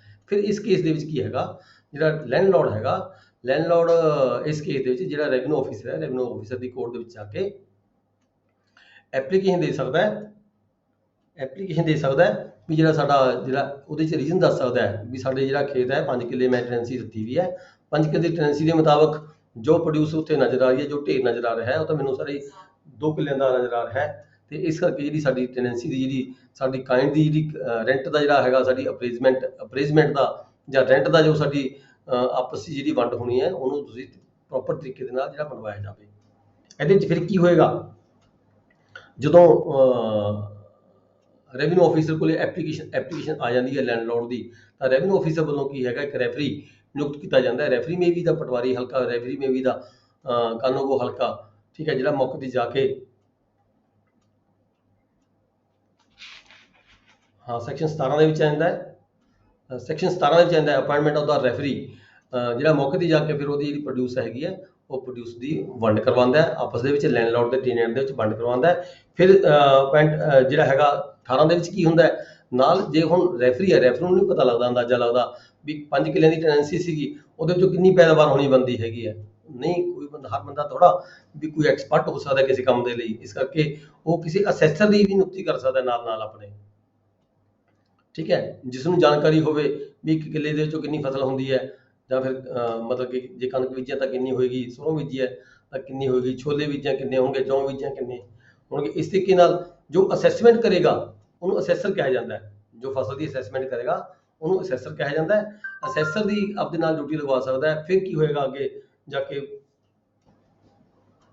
ਜਿਹੜੀ ਇਹਦੀ ਹੈਗੀ ਹੈ ਨੋਟਿਸ ਭੇਜਿਆ ਜਾਏਗਾ ਰੈਫਰੀ ਵੱਲੋਂ ਦੋਨੋਂ ਪਾਰਟੀਆਂ ਨੂੰ ਮੌਕੇ 'ਤੇ ਹਾਜ਼ਰ ਰਹਿਣ ਦੀ ਖਾਤਰ, ਕਿਸ ਤਰੀਕ ਨੂੰ ਜਿਹੜਾ ਅਸੈਸਰ ਹੈ ਤੇ ਰੈਫਰੀ ਹੈ, ਕਿਸ ਤਰੀਕ ਨੂੰ ਰੈਫਰੀ ਨੇ ਜਾਣਾ ਹੈਗਾ ਮੌਕੇ 'ਤੇ, ਜਿੱਥੇ ਫਸਲ ਪਈ ਹੈ ਟੈਨੈਂਟ ਦੇ ਕਬਜ਼ੇ ਦੇ ਵਿੱਚ ਹੈ, ਚਾਹੇ ਉਹਦੇ ਖੇਤ ਦੇ ਵਿੱਚ ਹੈ, ਚਾਹੇ ਉਹਦੇ ਘਰ ਦੇ ਵਿੱਚ ਹੈਗੀ ਹੈ, ਜਿੱਥੇ ਵੀ ਕਿਤੇ ਫਸਲ ਪਈ ਹੈਗੀ ਹੈ, ਜਿਹੜਾ ਟੈਨੈਂਟ ਹੈਗਾ, ਜਿਹੜਾ ਰੈਫਰੀ ਹੈਗਾ, ਉਹ ਦੋਨੋਂ ਪਾਰਟੀਆਂ ਨੂੰ ਨੋਟਿਸ ਭੇਜੇਗਾ, ਡੇਟ ਫਿਕਸ ਕਰੇਗਾ, ਟਾਈਮ ਫਿਕਸ ਕਰੇਗਾ, ਉਸ ਦੇ according with the company of the assessor ਉੱਥੇ ਪਹੁੰਚੇਗਾ, ਪਹੁੰਚ ਕੇ ਦੇਖੇਗਾ, ਤੇ ਉੱਥੇ ਜਿਹੜਾ ਹੈਗਾ ਇਹ ਰਾਈਟਸ ਦੇ ਵਿੱਚ ਆਪਾਂ ਨੂੰ ਹੈਗਾ ਵੀ ਉੱਥੇ ਐਂਟਰ ਕਰਨ ਦੀ, ਉਹਨੂੰ ਲੈਂਡ ਰੈਵਨਿਊ ਐਕਟ ਦੇ ਵਿੱਚ ਜੋ ਆਪਾਂ ਸੈਕਸ਼ਨ 100 ਪੜ੍ਹੀਆਂ ਸੀਗੀਆਂ, ਉਹਦੇ ਤਹਿਤ ਉਹਦੇ ਕੋਲ ਅਧਿਕਾਰ ਹੁੰਦੇ ਆ ਵੀ ਉਹ ਜਿੱਥੇ ਵੀ ਉਹਦਾ ਜਿਹੜਾ ਇਹ ਪ੍ਰੋਡਿਊਸ ਪਈ ਹੈ ਉੱਥੇ ਐਂਟਰ ਕਰਨ ਦੀ ਜਿਹੜੀ ਉਹਦੀ ਕੋਈ ਪਾਵਰ ਹੁੰਦੀ ਹੈ, ਉਹਨੂੰ ਜਿਹੜਾ ਟੈਨੈਂਟ ਹੈ ਰੋਕ ਨਹੀਂ ਸਕਦਾ। ਉੱਥੇ ਪਹੁੰਚ ਕੇ ਦੇਖੇਗਾ, ਪੁੱਛਗਿੱਛ ਕਰੇਗਾ ਵੀ ਕਿੰਨੀ ਇਹ ਟੈਨੈਂਸੀ ਹੈ, ਕਿੰਨੀ ਇਹ ਖੇਤ ਦੀ ਜਿਹੜੀ ਪੈਦਾਵਾਰ ਪਈ ਹੈ, ਤੇ ਅੰਦਾਜ਼ਾ ਕਿੰਨਾ ਹੈਗਾ ਇਹ, ਤੇ ਉਸ ਏਰੀਏ ਦੇ ਜਿਹੜੇ ਖੇਤ ਨੇ ਤੇ ਉਹਨਾਂ ਦੇ ਵਿੱਚ ਜੇ ਅੰਦਾਜ਼ਾ ਲਗਾਇਆ ਜਾਵੇ ਤਾਂ 19 ਖੇਤ ਦੇ ਵਿੱਚੋਂ 5 ਕਿੱਲਿਆਂ ਦੇ ਵਿੱਚੋਂ ਤਾਂ ਕਿੰਨੀ ਪੈਦਾਵਾਰ ਹੋਣੀ ਚਾਹੀਦੀ ਹੈ। ਉਹ ਆਸੇ-ਪਾਸੇ ਜਿਹੜੇ ਕੁਝ ਖੇਤ ਮਾਲਕ ਹੈਗੇ ਨੇ ਉਹਨਾਂ ਦੀ ਹਾਜ਼ਰੀ ਵੀ ਉੱਥੇ ਬਣਾਉਣੀ ਯਕੀਨੀ ਬਣਾਏਗਾ।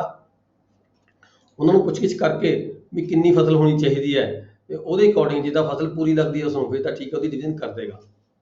ਜੇਕਰ ਉਹਨੂੰ ਲੱਗਦਾ ਹੈ ਵੀ ਉਹਦੀ ਜਿਹੜੀ ਫਸਲ ਹੈ ਇਹ ਪੂਰੀ ਨਹੀਂ ਹੈਗੀ, ਠੀਕ ਹੈ, ਤਾਂ ਫਿਰ ਪੂਰੀ ਰਿਪੋਰਟ ਬਣਾ ਕੇ ਜਿਹੜੀ ਕੰਸਰਨ ਤਹਿਸੀਲਦਾਰ ਨੂੰ ਉਹਦੇ ਮੁਤਾਬਕ ਡਿਵੀਜ਼ਨ ਕਰਾ ਕੇ ਜਿਹੜੀ ਡਿਟੇਲ ਰਿਪੋਰਟ ਹੈਗੀ ਹੈ ਉਹ ਤਹਿਸੀਲਦਾਰ ਨੂੰ ਭੇਜੀ ਜਾਵੇਗੀ, ਤਹਿਸੀਲਦਾਰ ਕੋਲ ਜਾਏਗੀ ਰਿਪੋਰਟ, ਤਹਿਸੀਲਦਾਰ ਨੇ ਫਿਰ ਉਸਨੂੰ ਰਿਪੋਰਟ ਨੂੰ ਕੰਸੀਡਰ ਕਰਨਾ ਹੈ ਤੇ ਤਹਿਸੀਲਦਾਰ ਉਹਦੀ ਕੋਈ ਪੁੱਛਗਿੱਛ ਵੀ ਕਰ ਸਕਦਾ ਹੈ, ਅਸੈਸਰ ਨੂੰ ਵੀ ਪੁੱਛ ਸਕਦਾ ਹੈ, ਤਾਂ ਪਿੰਡ ਦੇ ਕਿਸੇ ਨੰਬਰਦਾਰ ਨੂੰ ਵੀ ਪੁੱਛ ਸਕਦਾ ਹੈ। ਨੰਬਰਦਾਰ ਦਾ ਹੋਣਾ ਵੀ ਨਾ ਯਕੀਨੀ ਬਣਾਇਆ ਜਾਏਗਾ।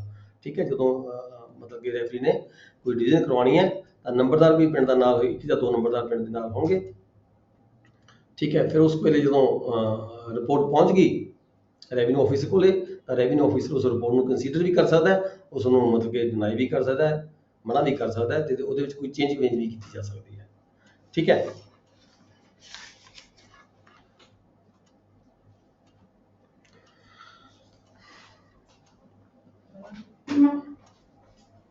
ਅੱਜ ਅਸੀਂ ਡਿਸਕਸ ਕਰਾਂਗੇ ਸੈਕਸ਼ਨ 20 ਤੋਂ enhancement of produce rents of the occupancy tenants. enhancement of produce rents of the occupancy tenants। ਜੇ ਆਕੂਪੈਂਸੀ ਟੈਨੈਂਟ ਦਾ ਜਿਹੜਾ ਕੋਈ ਰੈਂਟ ਹੈਗਾ ਪ੍ਰੋਡਿਊਸ ਦਾ, ਉਹਦੀ ਇਨਹਾਂਸਮੈਂਟ ਕਰਨ ਦੀ ਲੋੜ ਪੈਂਦੀ ਹੈ ਤਾਂ ਕਿਵੇਂ ਹੁੰਦੀ ਹੈ। ਠੀਕ ਹੈ, enhancement of produce rents of the occupancy tenants share of the produce।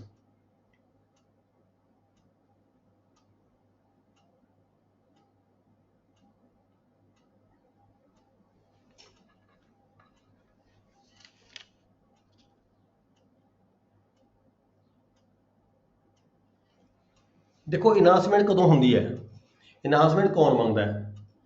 Enhancement ਮੰਗਦਾ ਲੈਂਡਲॉर्ड। ਟੈਨੈਂਟ ਦੀ ਟੈਂਡੈਂਸੀ ਹੁੰਦੀ ਹੈ ਵੀ ਰਿਡਕਸ਼ਨ ਕਰਵਾਈ ਜਾਵੇ।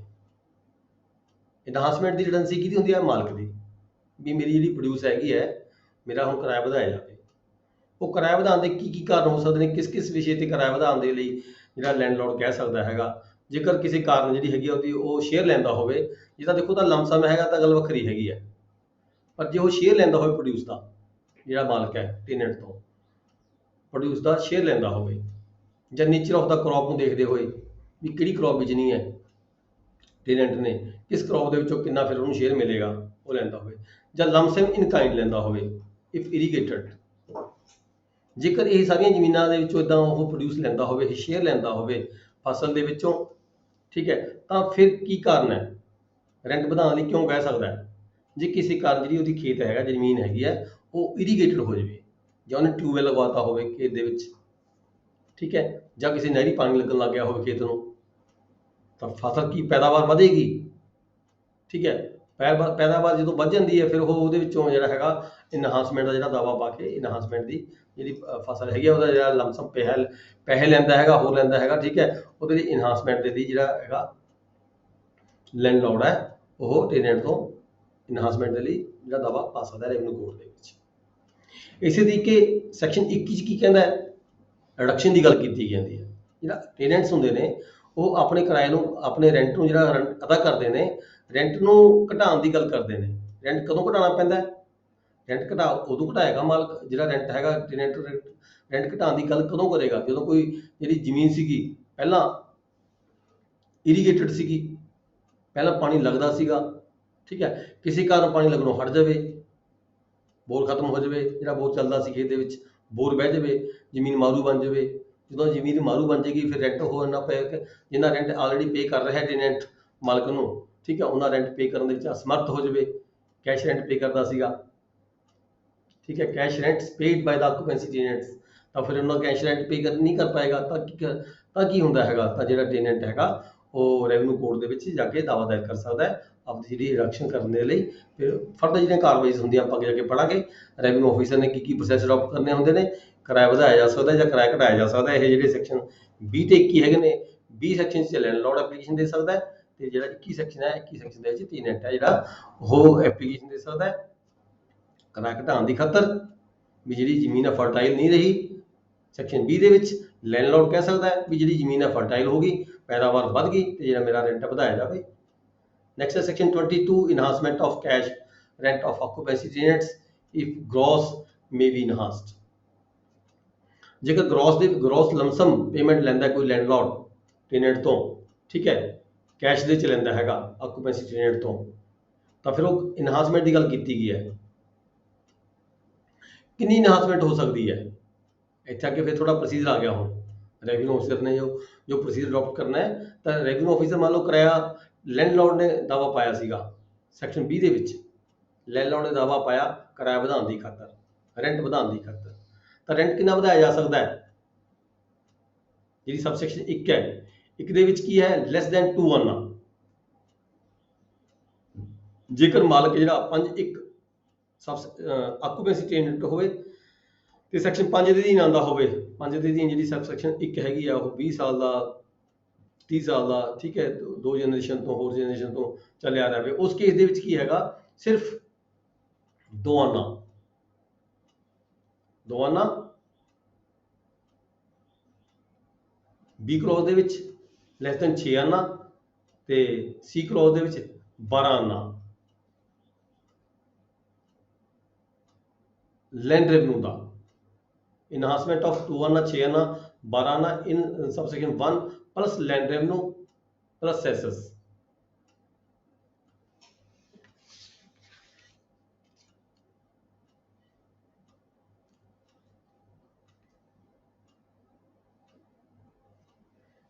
ਜਿਹੜਾ ਲੈਂਡਲੋਰਡ ਹੈ ਉਹ 5 ਸੈਕਸ਼ਨ 5 ਦੀ ਸਬਸੈਕਸ਼ਨ 1 ਤੇ ਕਲੌਜ਼ A ਦਾ ਮਾਲਕ ਹੋਵੇ, A ਦਾ ਟੈਨੈਂਟ ਹੋਵੇ, ਤਾਂ ਜਿਹੜਾ ਉਹਦਾ ਹੈਗਾ 2 anna per rupee of the amount of the land revenue. ਜਿੰਨਾ ਉਹਦਾ ਲੈਂਡ ਰੈਵਨਿਊ ਅਦਾ ਕਰਦਾ ਹੈਗਾ, ਉਹਦੇ ਮੁਤਾਬਕ 1 ਰੁਪਏ ਦੇ ਮਗਰ 2 ਆਨੇ ਵਧਾਏ ਜਾ ਸਕਦੇ ਨੇ ਲੈਂਡਲੋਰਡ ਨੂੰ, ਉਹਦੇ ਰੈਂਟ ਦੇ। ਜੇਕਰ ਜਿਹੜਾ ਟੈਨੈਂਟ ਹੈਗਾ ਉਹ ਸੈਕਸ਼ਨ 5 ਦੀ ਸਬਸੈਕਸ਼ਨ 1 ਦੀ ਕਲੌਜ਼ B ਤੇ C ਤੇ D ਦਾ, B C ਤੇ D ਦਾ ਟੈਨੈਂਟ ਹੋਵੇ, ਤਾਂ ਜਿਹੜਾ ਹੈਗਾ ਜਿਹੜਾ ਆਪਣਾ ਰੈਂਟ ਹੈਗਾ ਉਹ ਸਿਰਫ 6 ਆਨਾ ਪਰ ਰੁਪੀ, 6 ਆਨੇ 1 ਰੁਪਏ ਦੇ ਲੈਂਡ ਰੈਵਨਿਊ ਦੇ ਐਜ਼ ਪਰ ਲੈਂਡ ਰੈਵਨਿਊ 6% ਕਹਿ ਲਈ ਆਪਾਂ, 6% ਕਿਰਾਇਆ ਵਧਾਇਆ ਜਾ ਸਕਦਾ ਉਹਦਾ, ਠੀਕ ਹੈ, ਲੈਂਡ ਰੈਵਨਿਊ ਦੇ ਅਕੋਰਡਿੰਗ। ਜੇਕਰ ਜਿਹੜੇ ਟੈਨੈਂਟ ਨੇ ਉਹ ਸੈਕਸ਼ਨ 6 ਦੇ ਵਿੱਚ, ਸੈਕਸ਼ਨ 6 ਚ ਕੀ ਆਉਂਦਾ ਸੀਗਾ, ਸੈਕਸ਼ਨ 6 ਚ ਆਉਂਦਾ ਸੀਗਾ ਮੇਰੇ ਖਿਆਲ ਹੈ ਉਹ ਜਿਹੜੇ ਜ਼ਗੀਰਦਾਰ ਸੀਗੇ। ਸੈਕਸ਼ਨ 8 ਦੇ ਵਿੱਚ ਆਉਂਦਾ ਸੀ ਜਿਨ੍ਹਾਂ ਦਾ ਮਾਲਕਾਂ ਦਾ ਆਲਰੇਡੀ ਪਹਿਲਾਂ ਹੀ 21/10/1868 ਤੋਂ ਪਹਿਲਾਂ ਜਮਾਂ ਦੀ ਨਾਮ ਚੱਲਿਆ ਰਿਹਾ ਹੈ। ਜੇ ਇਦਾਂ ਦੇ ਟੈਨੈਂਟ ਹੈਗੇ ਆ ਤਾਂ ਉਹ 12% ਦਾ ਜਿਹੜਾ ਰੈਂਟ ਹੈ ਉਹਦਾ ਮੈਕਸਿਮਮ ਵਧਾਇਆ ਜਾ ਸਕਦਾ ਹੈ, ਇਹ ਤੋਂ ਵੱਧ ਨਹੀਂ ਵਧਾਇਆ ਜਾ ਸਕਦਾ, ਠੀਕ ਹੈ। ਅੱਗੇ ਸੈਕਸ਼ਨ 23 ਆ ਜਾਂਦੀ ਹੈ,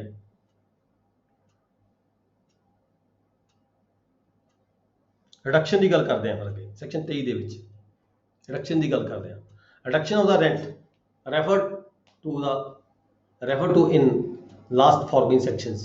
ਹੁਣ ਪਹਿਲਾਂ ਤਾਂ ਗੱਲ ਕੀਤੀ ਇਨਹਾਂਸਮੈਂਟ ਦੀ, ਇਨਹਾਂਸਮੈਂਟ ਤਾਂ ਲੈਂਡਲੋਰਡ ਦੇ ਹੱਕ 'ਚ ਹੋ ਰਹੀ ਹੈ। ਹੁਣ ਰਿਡਕਸ਼ਨ ਦੀ ਗੱਲ ਕਰਦੇ ਹਾਂ, ਰਿਡਕਸ਼ਨ ਟੈਨੈਂਟ ਦੇ ਹੱਕ ਦੇ ਵਿੱਚ ਹੋ ਰਹੀ ਹੈ। General provision suits enhancement of the reduction of the rent. ਇਹੀ ਪ੍ਰੋਵੀਜ਼ਨ ਜਿਹੜੀਆਂ ਹੈਗੀਆਂ ਨੇ, ਜਿਹੜੀਆਂ ਉੱਪਰ ਆਪਾਂ 22 ਸੈਕਸ਼ਨ 'ਚ ਪੜ੍ਹੀਆਂ ਨੇ, ਠੀਕ ਹੈ, ਇਹੀ ਪ੍ਰੋਵੀਜ਼ਨ ਇੱਥੇ ਲੱਗਣਗੀਆਂ। ਜੇ ਰਿਡਕਸ਼ਨ ਕੀਤੀ ਜਾਣੀ ਹੈ ਤਾਂ 2% ਜਾਂ 4%, 6%।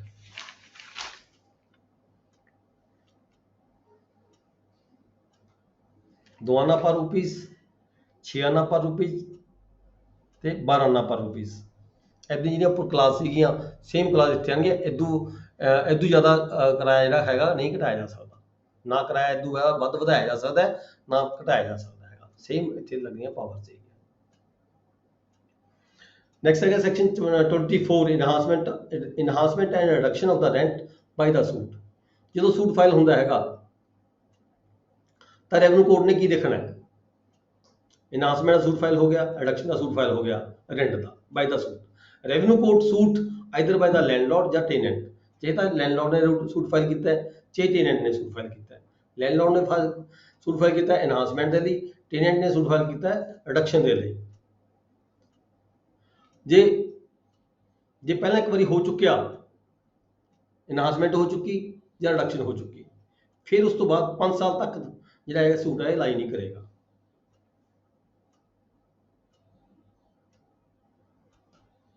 Revenue court suit either by the landlord or the tenant enhance or reduce the rent। revenue court enhance ਵੀ ਕਰ ਸਕਦੀ ਹੈ ਤੇ reduce ਵੀ ਕਰ ਸਕਦੀ ਹੈ, ਪਰ in case of decree of enhancement, ਜੇਕਰ ਡਿਕਰੀ enhancement ਦੀ ਹੈਗੀ ਹੈ, ਕੋਰਟ ਵੱਲੋਂ ਪਾਸ ਕੀਤੀ ਜਾ ਰਹੀ ਹੈ, further suit for the enhancement not lie within 5 years। ਜੇਕਰ ਇੱਕ ਵਾਰੀ ਡਿਕਰੀ ਪਾਸ ਹੋ ਗਈ ਤਾਂ 5 ਸਾਲ ਤੱਕ ਫਿਰ ਕੋਈ ਪਾਰਟੀ ਨਾ ਇਨਹਾਂਸਮੈਂਟ ਲਈ ਸੂਟ ਫਾਈਲ ਕਰ ਸਕਦੀ ਹੈ, ਨਾ ਰਿਡਕਸ਼ਨ ਲਈ ਸੂਟ ਫਾਈਲ ਕਰ ਸਕਦੀ ਹੈ। 5 ਸਾਲ ਦੀ ਲਿਮਿਟ ਹੈਗੀ ਹੈ, 5 ਸਾਲ ਤੋਂ ਬਾਅਦ ਅੱਗੇ ਜਾ ਕੇ ਫਿਰ ਕਰ ਸਕਦੀ ਹੈ ਜੇ ਕਿਸੇ ਪਾਰਟੀ ਨੂੰ ਜ਼ਰੂਰਤ ਪੈਂਦੀ ਹੈਗੀ ਹੈ। ਫਿਰ ਕੀ ਹੈ, suit of entertainment, suit of enhancement not entertained if rent commuted or enhanced within 10 years। ਜੇ 10 ਸਾਲ ਦੀ ਪੀਰੀਅਡ ਦੇ ਦਰਮਿਆਨ ਪਹਿਲਾਂ ਕਿਸੇ ਮੁਕੱਦਮੇ ਦੇ ਵਿੱਚ 10 ਸਾਲ ਦੀ ਪੀਰੀਅਡ ਦੇ ਮੁਕੱਦਮੇ ਦੇ 10 ਸਾਲ ਦੇ ਦਰਮਿਆਨ ਰੈਵਨਿਊ ਕੋਰਟ ਵੱਲੋਂ ਕੋਈ ਜਿਹੜਾ ਰੈਂਟ ਹੈ ਉਹ ਕਮਿਊਟ ਕੀਤਾ ਗਿਆ ਹੋਵੇ। ਕਮਿਊਟ ਮਤਲਬ ਜਿਵੇਂ ਆਪਾਂ ਪਹਿਲਾਂ ਪੜ੍ਹ ਕੇ ਹਟੇ ਸੀਗੇ ਵੀ ਉਹ ਇਨ ਕਾਈਂਡ ਦੇ ਰਿਹਾ ਹੈ, ਅੱਧਾ ਇਨ ਕਾਈਂਡ ਦੇ ਰਿਹਾ ਹੈ, ਠੀਕ ਹੈ, ਅੱਧਾ ਕੈਸ਼ ਦੇ ਰਿਹਾ ਹੈ, ਜਾਂ ਫਸਲ ਵਿੱਚੋਂ ਫਸਲ ਦੇ ਰਿਹਾ ਹੈ, ਜਾਂ ਸਾਰਾ ਹੀ ਲਮਸਮ ਹੈਗਾ। ਜੇ ਇਸ ਨੂੰ ਚੇਂਜ ਕਰਕੇ ਰੈਵਨਿਊ ਆਫਿਸਰ ਨੇ ਕਮਿਊਟ ਕਰ ਦਿੱਤਾ ਹੋਵੇ ਰੈਂਟ, ਕਿਸੇ ਟੈਨੈਂਸੀ ਦਾ ਰੈਂਟ ਕਮਿਊਟ ਕਰ ਦਿੱਤਾ ਹੋਵੇ, ਚੇਂਜ ਕਰ ਦਿੱਤਾ ਹੋਵੇ, ਤਾਂ ਕੀ ਹੈਗਾ ਜੇ ਕਮਿਊਟ ਕੀਤੇ ਨੂੰ 10 ਸਾਲ ਅਜੇ ਹੋਏ ਹੋਣ ਤਾਂ 10 ਸਾਲ ਦੇ ਤੋਂ ਬਾਅਦ ਹੀ 10 ਸਾਲਾਂ ਦੇ ਵਿਚਕਾਰ ਕੋਈ ਵਿਅਕਤੀ ਦੁਬਾਰਾ ਇਨਹਾਂਸਮੈਂਟ ਦਾ ਜਾਂ ਰਿਡਕਸ਼ਨ ਦਾ ਦਾਅਵਾ ਦਾਇਰ ਨਹੀਂ ਕਰ ਸਕਦਾ। 10 ਸਾਲਾਂ ਤੋਂ ਬਾਅਦ ਇੱਕ ਲਿਮਿਟੇਸ਼ਨ ਆ ਕਿ 10 ਸਾਲ ਦੀ ਇੱਕ ਵਾਰੀ ਪਹਿਲਾਂ ਹੋ ਚੁੱਕਿਆ ਰੈਵਨਿਊ ਆਫਿਸਰ ਵੱਲੋਂ ਤਾਂ 10 ਸਾਲ ਤੱਕ ਦੁਬਾਰਾ ਫੇਰ ਨਹੀਂ ਕੀਤਾ ਜਾ ਸਕਦਾ। 10 ਸਾਲਾਂ ਤੋਂ ਬਾਅਦ ਹੀ ਜਾ ਕੇ ਦਾਇਰ ਕੀਤਾ ਜਾਵੇਗਾ। ਜਾਂ ਫਿਰ ਇਦਾਂ ਹੈਗਾ ਵੀ ਕਿਸੇ ਨੇ ਕੋਈ ਸੂਟ ਫਾਈਲ ਕੀਤਾ ਹੋਵੇ, ਉਹਦੀ ਜਿਹੜਾ ਸੂਟ ਹੈ ਉਹ ਡਿਸਮਿਸ ਹੋ ਗਈ ਹੋਵੇ ਡਿਗਰੀ, ਜਦੋਂ ਡਿਗਰੀ ਇੱਕ ਵਾਰੀ ਡਿਸਮਿਸ ਹੋ ਗਈ ਹੋਵੇ ਫਿਰ ਜਾ ਕੇ ਵੀ 10 ਸਾਲ ਦੇ ਅੰਦਰ ਉਹ ਦੁਬਾਰਾ ਜਿਹੜਾ ਹੈਗਾ ਸੂਟ ਫਾਈਲ ਨਹੀਂ ਕੀਤਾ ਜਾ ਸਕਦਾ। ਪਰ ਇੱਥੇ ਇੱਕ ਪ੍ਰੀਵਿਊ ਦਿੱਤੀ ਗਈ ਹੈ, ਜੇ ਕਿਸੇ ਕਾਰਨ ਜਿਹੜੀ ਲੈਂਡ ਹੈਗੀ ਹੈ ਉਹ ਨਿਊ ਸੋਰਸ ਆਫ ਜਿਹੜੇ ਹੈਗੇ ਇਰੀਗੇਸ਼ਨ ਦੇ ਜਿਹੜੇ ਸੋਰਸ ਨੇ ਪੈਦਾ ਹੋ ਗਏ ਹੋਣ, ਕੋਈ ਟਿਊਬਵੈਲ ਲੱਗਿਆ ਹੋਵੇ ਨਵਾਂ, ਜਾਂ ਕੋਈ ਨਵੀਆਂ ਨਹਿਰਾਂ ਨਿਕਲ ਗਈਆਂ ਹੋਣ, ਠੀਕ ਹੈ, ਜਿਹੜੀ ਲੈਂਡ ਹੈ ਉਹ ਫਰਟਾਈਲ ਹੋ ਗਈ ਹੋਵੇ, ਫਿਰ ਜਿਹੜਾ ਹੈਗਾ ਇਨਹਾਂਸਮੈਂਟ ਦਾ ਜਿਹੜਾ ਹੈਗਾ ਦਾਵਾ ਪਾਰਟੀ ਵੱਲੋਂ, ਲੈਂਡਲੌਰਡ ਵੱਲੋਂ ਇਨਹਾਂਸਮੈਂਟ ਦੇ ਲਈ ਦਾਵਾ ਪਾਇਆ ਜਾ ਸਕਦਾ ਹੈ। ਨੈਕਸਟ ਹੈ section 25 discretion as to the extent of enhancement or rejection. ਇੱਥੇ ਕਹਿੰਦੇ ਕੋਰਟ ਨੂੰ ਡਿਸਕ੍ਰਿਸ਼ਨ ਹੈਗੀ ਹੈ, ਇਨਹਾਂਸਮੈਂਟ ਕਰ ਵੀ ਸਕਦੀ ਹੈ, ਐਪਲੀਕੇਸ਼ਨ ਜਿਹੜਾ ਲੈਂਡਲੌਰਡ ਹੈ ਉਹਦੀ ਰਿਜੈਕਟ ਵੀ ਕੀਤੀ ਜਾ ਸਕਦੀ ਹੈ। ਦ court shell enhance or reduce the rent to such amount as considers fit। ਜਿੰਨਾ ਕਿ ਕੋਰਟ ਨੂੰ ਲੱਗੂਗਾ ਇਨਹਾਂਸਮੈਂਟ ਕੀਤੀ ਜਾਣੀ ਬਣਦੀ, ਕਿੰਨੀ ਕੀਤੀ ਜਾਣੀ ਬਣਦੀ, ਕਿਸ ਨੇਚਰ ਦਾ ਇਹ ਟੈਨੈਂਟ ਹੈਗਾ, ਹੈ ਜੀ, 2 ਆਨੇ ਕਰਨੀ ਹੈ ਜਾਂ 6 ਆਨੇ ਕਰਨੀ ਹੈ ਜਾਂ 12 ਆਨੇ ਕਰਨੀ ਹੈ, 1 ਰੁਪਏ ਦੇ ਵਿੱਚ ਲੈਣ ਦੇਣ ਦਾ, ਠੀਕ ਹੈ। ਇਹ ਕੋਰਟ ਦੀ ਪਾਵਰ ਹੈਗੀ ਹੈ, ਕੋਰਟ ਦੀ ਮਰਜ਼ੀ ਹੈਗੀ ਹੈ, ਕੋਰਟ ਨੇ ਦੇਖਣਾ ਹੈਗਾ। ਜਾਂ ਫਿਰ ਕੀ ਹੈ, ਦ court shell enhance but shall not fix the rent less than land revenue plus cesses। ਪਰ ਕੀ ਹੈਗਾ ਜਿਹੜਾ ਰੈਂਟ ਹੈਗਾ ਉਹ ਲੈਂਡ ਰੈਵਨਿਊ ਤੋਂ ਨਹੀਂ ਘਟਾਇਆ ਜਾ ਸਕਦਾ ਕਿਸੇ ਟੈਨੈਂਟ ਦਾ। ਜਦੋਂ ਇਨਹਾਂਸਮੈਂਟ ਦੀ ਗੱਲ ਕਰਨੀ ਹੈ, ਜਿਹੜਾ ਲੈਂਡ ਰੈਵਨਿਊ ਜੇ ਇਨਹਾਂਸਮੈਂਟ ਕੀਤੀ ਜਾਣੀ ਹੈ ਤਾਂ ਇੰਨੀ ਜ਼ਰੂਰ ਹੋਏਗੀ ਵੀ ਜਿਹੜਾ ਹੈਗਾ but shell not fix the rent, ਜਿਹੜਾ ਰੈਂਟ ਹੈਗਾ ਕਿਸੇ ਟੈਨੈਂਸੀ ਦਾ ਉਹ ਲੈਸ ਦੈਨ ਲੈਂਡ ਰੈਵਨਿਊ ਤੋਂ, ਲੈਂਡ ਰੈਵਨਿਊ ਦੇ ਨਾਲ ਜਿਹੜੇ ਕੋਈ ਹੋਰ ਮਤਲਬ ਕਿ ਲੋਕਲ ਰੇਟਸ ਵਗੈਰਾ ਹੁੰਦੇ ਨੇ, ਸੈਸਸ ਹੁੰਦੇ ਨੇ, ਠੀਕ ਹੈ, ਉਹਨਾਂ ਨੂੰ ਜੋੜ ਕੇ ਉਦੋਂ ਘੱਟ ਰੈਂਟ ਨਹੀਂ ਹੋਣਾ ਚਾਹੀਦਾ। ਘੱਟੋ ਘੱਟ ਮਤਲਬ ਕਹਿਣ ਦਾ ਭਾਵ ਇਹ ਹੈ ਵੀ ਲੈਂਡ ਰੈਵਨਿਊ ਤਾਂ ਮਾਲਕ ਟੈਨੈਂਟ ਪੇ ਕਰੇ ਕਿਸੇ ਮਾਲਕ ਦੀ ਟੈਨੈਂਸੀ ਦੇ ਅਗੇਂਸਟ। ਜੇ ਕੋਈ ਟੈਨੈਂਟ ਬਾਹਰ ਹੈਗਾ ਫਸਲ ਨੂੰ ਤਾਂ ਉਹ ਲੈਂਡ ਰੈਵਨਿਊ ਤਾਂ ਘੱਟੋ ਘੱਟ ਪੇ ਕਰੇ। ਲੈਂਡ ਰੈਵਨਿਊ ਤੇ ਜਿਹੜੇ ਲੋਕਲ ਰੇਟਸ ਵਗੈਰਾ ਹੁੰਦੇ ਨੇ, ਸੈਸਸ ਹੁੰਦੀਆਂ ਨੇ, ਉਹ ਸਾਰੀਆਂ ਦਾ ਟੈਨੈਂਟ ਵੱਲੋਂ ਪੇ ਕੀਤੀਆਂ ਜਾਣੀਆਂ ਹੁੰਦੀਆਂ ਨੇ। ਫਿਰ ਅੱਗੇ ਹੈਗਾ ਸੈਕਸ਼ਨ 26 ਵੀ ਜੇ ਕੋਈ ਇਨਹਾਂਸਮੈਂਟ ਹੁੰਦੀ ਵੀ ਹੈ ਤਾਂ ਉਹਦਾ ਟਾਈਮ ਕੀ ਹੋਏਗਾ, ਕੀ ਟਾਈਮ ਲਿਮਟ ਹੋਇਆ, ਕਦੋਂ ਜਿਹੜੀ ਟਾਈਮ ਹੈ ਸਟਾਰਟ ਹੋਏਗਾ, ਵਾਧੇ ਦਾ ਟਾਈਮ ਕਦੋਂ ਸਟਾਰਟ ਹੋਏਗਾ। ਟਾਈਮ ਫਾਰ ਦਾ ਇਨਹਾਂਸਮੈਂਟ ਔਰ ਰਿਡਕਸ਼ਨ, ਜੇ ਕੋਈ ਰਿਡਕਸ਼ਨ ਹੋਈ ਹੈ ਜਾਂ ਇਨਹਾਂਸਮੈਂਟ ਹੋਈ ਹੈ ਕਦੋਂ ਸਟਾਰਟ ਹੋਏਗੀ। ਜ਼ਿਆਦਾਤਰ ਕੀ ਕਿਹਾ ਇਹਦੇ ਵਿੱਚ, ਜ਼ਿਆਦਾਤਰ ਹੈਗਾ ਇਹ ਐਗਰੀਕਲਚਰ ਈਅਰ ਤੋਂ, ਐਗਰੀਕਲਚਰ ਮਤਲਬ ਕਿ ਸੌਣੀ ਤੋਂ।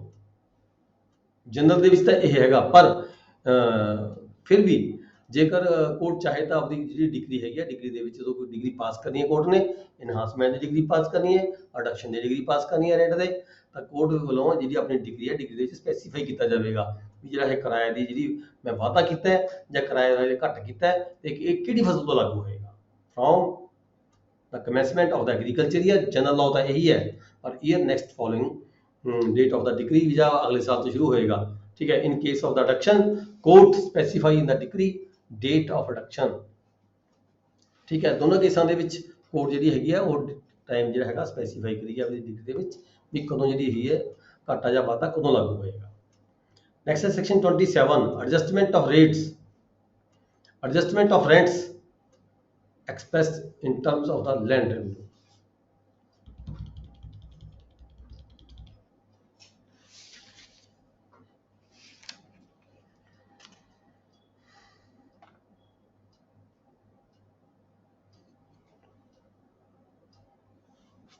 सेक्शन 27 है जी, adjustment of the rents expressed in terms of the land revenue. भी लैंड रेवन्यू जी टर्म हैगी है, जे लैंड रेवन्यू घटदा वधदा है ਤਾਂ ਜਿਹੜਾ ਰੈਂਟ ਹੈਗਾ, where rent of tenancy is land revenue, it has altered revenue officer determine the rent।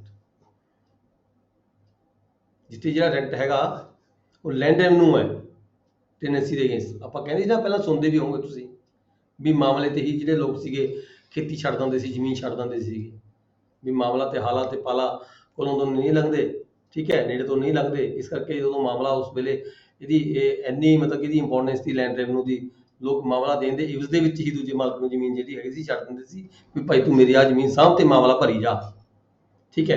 ਇੱਥੇ ਅੱਗੇ ਗੱਲ ਕੀਤੀ ਗਈ ਹੈ ਵੀ ਜੇਕਰ ਟੈਨੈਂਸੀ ਦਾ ਜਿਹੜਾ ਕਿਰਾਇਆ ਹੈਗਾ ਉਹ ਲੈਂਡ ਰੈਵਨਿਊ ਹੈਗਾ, ਫਿਕਸ ਕੀਤਾ ਹੋਇਆ ਵੀ ਲੈਂਡ ਰੈਵਨਿਊ ਜਿੰਨਾ ਲੈਂਡ ਰੈਵਨਿਊ ਹੋਏਗਾ ਉਨਾ ਹੀ ਮੇਰਾ ਕਿਰਾਇਆ ਹੋਏਗਾ, ਠੀਕ ਹੈ। ਤਾਂ ਫਿਰ ਜੇਕਰ ਲੈਂਡ ਰੈਵਨਿਊ ਦੀ ਕੋਈ ਆਲਟਰੇਸ਼ਨ ਆ ਜਾਂਦੀ ਹੈ ਕਿਸੇ ਕਾਰਨ, ਮੰਨ ਲਓ ਜਿਹੜੀ ਲੈਂਡ ਰੈਵਨਿਊ ਦੀ ਜਿਹੜੀ ਅਸੈਸਮੈਂਟ ਹੋਈ ਵੀ ਹੈ ਉਹ ਕਿਸੇ ਫਾਰ ਦਾ ਟਾਈਮ ਬਿੰਗ ਹੋਈ ਵੀ ਹੈ, ਕੁਝ ਸਾਲਾਂ ਦੇ ਲਈ ਹੋਈ ਵੀ ਹੈ, ਠੀਕ ਹੈ। ਜੇ ਲੈਂਡ ਰੈਵਨਿਊ ਦੀ ਅਸੈਸਮੈਂਟ ਦੇ ਵਿੱਚ ਕੋਈ ਆਲਟਰੇਸ਼ਨ ਆ ਜਾਂਦੀ ਹੈ ਤਾਂ ਜਿਹੜਾ ਰੈਵਨਿਊ ਆਫੀਸਰ ਹੈਗਾ, ਫਿਰ ਰੈਵਨਿਊ ਆਫੀਸਰ ਵੱਲੋਂ ਡਿਟਰਮਿਨ ਕੀਤਾ ਜਾਵੇਗਾ ਵੀ ਹੁਣ ਲੈਂਡ ਰੈਵਨਿਊ ਜੇ ਮੈਂ ਚੇਂਜ ਕੀਤਾ ਹੈਗਾ ਤਾਂ ਹੁਣ ਰੈਂਟ ਕਿੰਨਾ ਹੋਏਗਾ। ਐਜ਼ ਪਰ ਦਾ ਲੈਂਡ ਰੈਵਨਿਊ ਆਫਿਸ ਵੱਲੋਂ ਆਰਡਰ ਕੀਤਾ ਜਾਵੇਗਾ ਹੁਣ ਇਸ ਟੈਨੈਂਸੀ ਦਾ ਜਿਹੜਾ ਰੈਂਟ ਹੈ ਇੰਨਾ ਬਣੇਗਾ ਲੈਂਡ ਰੈਵਨਿਊ ਦੇ ਵਧਣ ਘਟਣ ਦੇ ਨਾਲ। ਫਿਰ if rents in addition of land revenue, ਜੀ ਰੈਂਟ ਹੈਗਾ, ਰੈਂਟ ਦੇ ਨਾਲ ਨਾਲ ਕੁਝ ਲੈਂਡ ਰੈਵਨਿਊ ਵੀ ਲੈਂਦਾ ਮਾਲਕ ਕਿਰਾਏਦਾਰ ਤੋਂ ਤੇ ਨਾਲ ਕੁਝ ਐਡੀਸ਼ਨ ਅਮਾਉਂਟ ਵੀ ਲੈਂਦਾ ਹੈ, ਠੀਕ ਹੈ। ਇਟ ਹੈਜ਼ ਅਲਟਰਡ, ਜੇ ਲੈਂਡ ਰੈਵਨਿਊ ਚੇਂਜ ਹੋ ਗਿਆ ਤਾਂ ਜਿਹੜੀ ਐਡੀਸ਼ਨਲ ਜਿਹੜੀ ਅਮਾਉਂਟ ਹੈਗੀ ਆ ਉਹ ਵੀ ਜਿਹੜੀ ਰੈਵਨਿਊ ਆਫਿਸਰ ਵੱਲੋਂ, ਠੀਕ ਹੈ, ਉਹ ਵੀ ਰੈਵਨਿਊ ਆਫਿਸਰ ਵੱਲੋਂ ਡਿਟਰਮਿਨ ਕੀਤੀ ਜਾਵੇਗੀ ਰੈਂਟ ਦੇ ਵਧਣ ਦੇ ਨਾਲ ਜਾਂ ਘਟਣ ਦੇ ਨਾਲ। ਫਿਰ ਕੀ ਹੈ, ਸਮ ਪਲੱਸ ਐਡੀਸ਼ਨ, ਉੱਪਰ ਜਿਹੜੀ ਅਮਾਉਂਟ ਫਿਕਸ ਹੋ ਗਈ ਤੇ ਪਲੱਸ ਐਡੀਸ਼ਨਲ ਅਮਾਉਂਟ ਫਿਕਸ ਹੋ ਗਈ, ਦੋਨੋਂ ਜਿਹੜੀਆਂ ਇਹ ਅਮਾਉਂਟਸ ਹੈਗੀਆਂ ਨੇ ਰੈਂਟ ਪੇਬਲ ਟਿਲ ਦਾ ਫਰਦਰ ਆਲਟਰੇਸ਼ਨ, ਉਦੋਂ ਤੱਕ ਇਹ ਐਜ਼ ਇਟ ਇਜ਼ ਜਿਵੇਂ ਰੈਵਨਿਊ ਆਫਿਸਰ ਨੇ ਡਿਟਰਮਿਨ ਕੀਤੀਆਂ ਉਹ ਪੇ ਕੀਤੀਆਂ ਜਾਣਗੀਆਂ ਟੈਨੈਂਟ ਵੱਲੋਂ ਲੈਂਡਲੋਰਡ ਨੂੰ। ਲੈਂਡ ਰੈਵਨਿਊ ਦੇ ਘਟਣ ਵਧਣ ਨਾਲ ਜੋ ਰਕਮ ਫਿਕਸ ਕਰ ਦਿੱਤੀ, ਜੋ ਐਡੀਸ਼ਨਲ ਅਮਾਉਂਟ ਫਿਕਸ ਕਰ ਦਿੱਤੀ, ਦੋਹਾਂ ਦਾ ਜੋੜ, ਠੀਕ ਹੈ। ਜਦੋਂ ਤੱਕ ਅਗਲੀ ਕੋਈ ਆਲਟਰੇਸ਼ਨ ਨਹੀਂ ਹੋ ਜਾਂਦੀ ਉਦੋਂ ਤੱਕ ਇਹ ਇਨਫੋਰਸ ਰਹੇਗਾ, ਇਹ ਮਾਲਕ ਵੱਲੋਂ ਟੈਨੈਂਟ ਵੱਲੋਂ ਮਾਲਕ ਨੂੰ ਅਦਾ ਕੀਤਾ ਜਾਵੇਗਾ ਜਦੋਂ ਤੱਕ ਕੋਈ ਅਗਲੀ ਕੋਈ ਆਲਟਰੇਸ਼ਨ ਨਹੀਂ ਹੋ ਜਾਂਦੀ। Alteration of rent under this section shall not be deemed to as the enhancement or reduction of the under this act. ਇੱਥੇ ਆ ਕੇ ਇਹ ਕਹੀ ਗਈ ਹੈ ਵੀ ਇਦਾਂ ਦੇ ਕੇਸਾਂ ਦੇ ਵਿੱਚ ਜਿੱਥੇ ਲੈਂਡ ਰੈਵਨਿਊ ਘੱਟ ਜਾਂ ਵੱਧ ਰਿਹਾ ਹੈ, ਲੈਂਡ ਰੈਵਨਿਊ ਦੇ ਘਟਣ ਦੇ ਨਾਲ ਵਧਣ ਦੇ ਨਾਲ ਜਿਹੜਾ ਰੈਂਟ ਹੈਗਾ ਘਟ ਰਿਹਾ ਵੱਧ ਰਿਹਾ ਹੈ, ਤਾਂ ਇਸ ਨੂੰ ਅਸੀਂ ਕਹਿੰਦੇ ਜਦੋਂ ਅਸੀਂ ਮੁਕੱਦਮਾ ਕੋਈ ਪਾਣਾ, ਸੂਟ ਫਾਰ ਇਨਹਾਂਸਮੈਂਟ ਪਾਣਾ, ਸੂਟ ਫਾਰ ਰਿਡਕਸ਼ਨ ਪਾਣਾ, ਤਾਂ ਇਹ ਜਿਹੜਾ ਹੈਗਾ ਇਹ ਜਿਹੜਾ ਸੈਕਸ਼ਨ ਦੇ ਵਿੱਚ ਜੇ ਕੋਈ ਘਾਟਾ ਵਾਧਾ ਰੈਂਟ ਦਾ ਹੁੰਦਾ ਤਾਂ ਇਸ ਨੂੰ ਅਸੀਂ ਇਸ ਐਕਟ ਦੇ ਅਧੀਨ ਘਾਟਾ ਵਾਧਾ ਨਹੀਂ ਮੰਨਾਂਗੇ। ਮਤਲਬ ਕਿ ਸੂਟ ਜੇ ਕੋਈ ਫਰਦਰ ਪਾਣਾ ਹੋਵੇ, ਜਿਵੇਂ ਆਪਾਂ 5 ਸਾਲ ਦੀ ਜਾਂ 10 ਸਾਲ ਦੀਆਂ ਉੱਪਰ ਦੇਖ ਕੇ ਹਟੇ ਹਾਂ ਵੀ 5 ਸਾਲ ਦੇ ਅੰਦਰ ਕੋਈ ਦਾਵਾ ਦੁਬਾਰਾ ਨਹੀਂ ਕੀਤਾ ਜਾ ਸਕਦਾ, ਇਹ ਸੈਕਸ਼ਨ 'ਚ ਸੈਕਸ਼ਨ 27 ਦੇ ਵਿੱਚ ਜੇ ਕੋਈ ਐਡਜਸਟਮੈਂਟ ਕੀਤੀ ਗਈ ਹੈ ਲੈਂਡ ਰੈਵਨਿਊ ਦੇ ਵਧਣ ਘਟਣ ਦੇ ਨਾਲ ਕੋਈ ਰੈਂਟ ਚੇਂਜ ਹੋਇਆ ਹੈਗਾ ਤਾਂ ਉਸ ਤੇ ਇਹ ਲਾਗੂ ਨਹੀਂ ਹੋਏਗੀ, ਇਹਦੀ ਮਤਲਬ ਐਗਜ਼ੈਂਪਸ਼ਨ ਮੰਨੀ ਜਾਏਗੀ। ਫਰਦਰ ਸੂਟ ਲਈ ਜਿਹੜਾ ਹੈਗਾ ਫਰਦਰ ਸੂਟ ਜੇ ਕੋਈ 5 ਸਾਲ ਦੇ ਅੰਦਰ ਕਰਨਾ ਕਿਸੇ ਨੇ ਤਾਂ ਇਹ ਜਿਹੜਾ ਸੂਟ ਹੈਗਾ ਇਹ ਕਿਹੜਾ ਘਾਟਾ ਵਾਧਾ ਉਹਦੇ ਵਿੱਚ ਨਹੀਂ ਗਿਣਿਆ ਜਾਵੇਗਾ। ਸੈਕਸ਼ਨ 28 ਹੈਗੇ ਜੀ alteration of rent, alteration of area. ਹੁਣ ਦੇਖੋ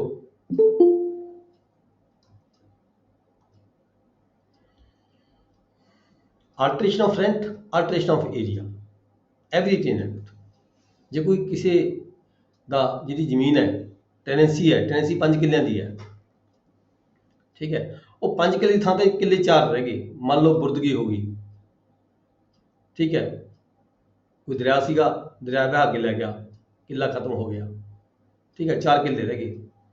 ਹੁਣ ਜੇ ਕੋਈ ਲੈਂਡ ਹੀ ਘਟ ਗਈ, ਟੈਨੈਂਸੀ ਦੀ ਲੈਂਡ ਹੀ ਘਟ ਗਈ ਤਾਂ ਜਿਹੜਾ ਆਲਟਰੇਸ਼ਨ ਰੈਂਟ ਦੇ ਵਿੱਚ ਤਾਂ ਘਾਟਾ ਹੋਏਗਾ ਨਾ, ਠੀਕ ਹੈ। ਟੈਨੈਂਟ ਕੋਲੇ ਰਾਈਟ ਹੋਏਗਾ ਵੀ ਟੈਨੈਂਟ ਆਪਦਾ ਐਪਲੀਕੇਸ਼ਨ ਦੇ ਸਕਦਾ ਰੈਵਨਿਊ ਆਫਿਸਰ ਦੇ ਜਾ ਕੇ ਵੀ ਮੈਂ 5 ਕਿੱਲੇ ਦੀ ਟੈਨੈਂਸੀ ਸੀ ਪਰ ਹੁਣ ਤਾਂ 1 ਕਿੱਲਾ ਦਾ ਦਰਿਆ ਵਹਾ ਕੇ ਲੈ ਗਿਆ, ਠੀਕ ਹੈ ਜੀ, ਮੇਰੇ ਕੋਲ ਤਾਂ 4 ਕਿੱਲੇ ਹੈਗੇ, 4 ਕਿੱਲੇ ਦੀ ਜਿਹੜੀ ਪੈਦਾਵਾਰ ਹੈ 4 ਕਿੱਲੇ ਦੇ ਮੁਤਾਬਕ ਮੇਰੇ ਤੋਂ ਰੈਂਟ ਦਵਾਇਆ ਜਾਵੇ। ਦੂਜੀ ਗੱਲ, ਜੇਕਰ ਕਿੱਲੇ 5 ਸੀਗੇ, ਮਾਲਕ ਦੇ ਉੱਥੇ 7-8 ਕਿੱਲੇ ਹੈਗੇ ਸੀਗੇ, ਦਰਿਆ ਕਿੱਲਾ ਕੇ ਛੱਡ ਗਿਆ, ਬਰਾਮਦਗੀ ਹੋ ਗਈ, 5 ਕਿੱਲੇ ਥਾਂ ਤੇ 6 ਕਿੱਲੇ ਹੋ ਗਏ ਮਾਲਕ ਕੋਲੇ ਜਾਂ 7 ਕਿੱਲੇ ਉਹਦੇ ਕੋਲੇ ਹੋ ਗਏ ਟੈਨੈਂਟ ਕੋਲੇ।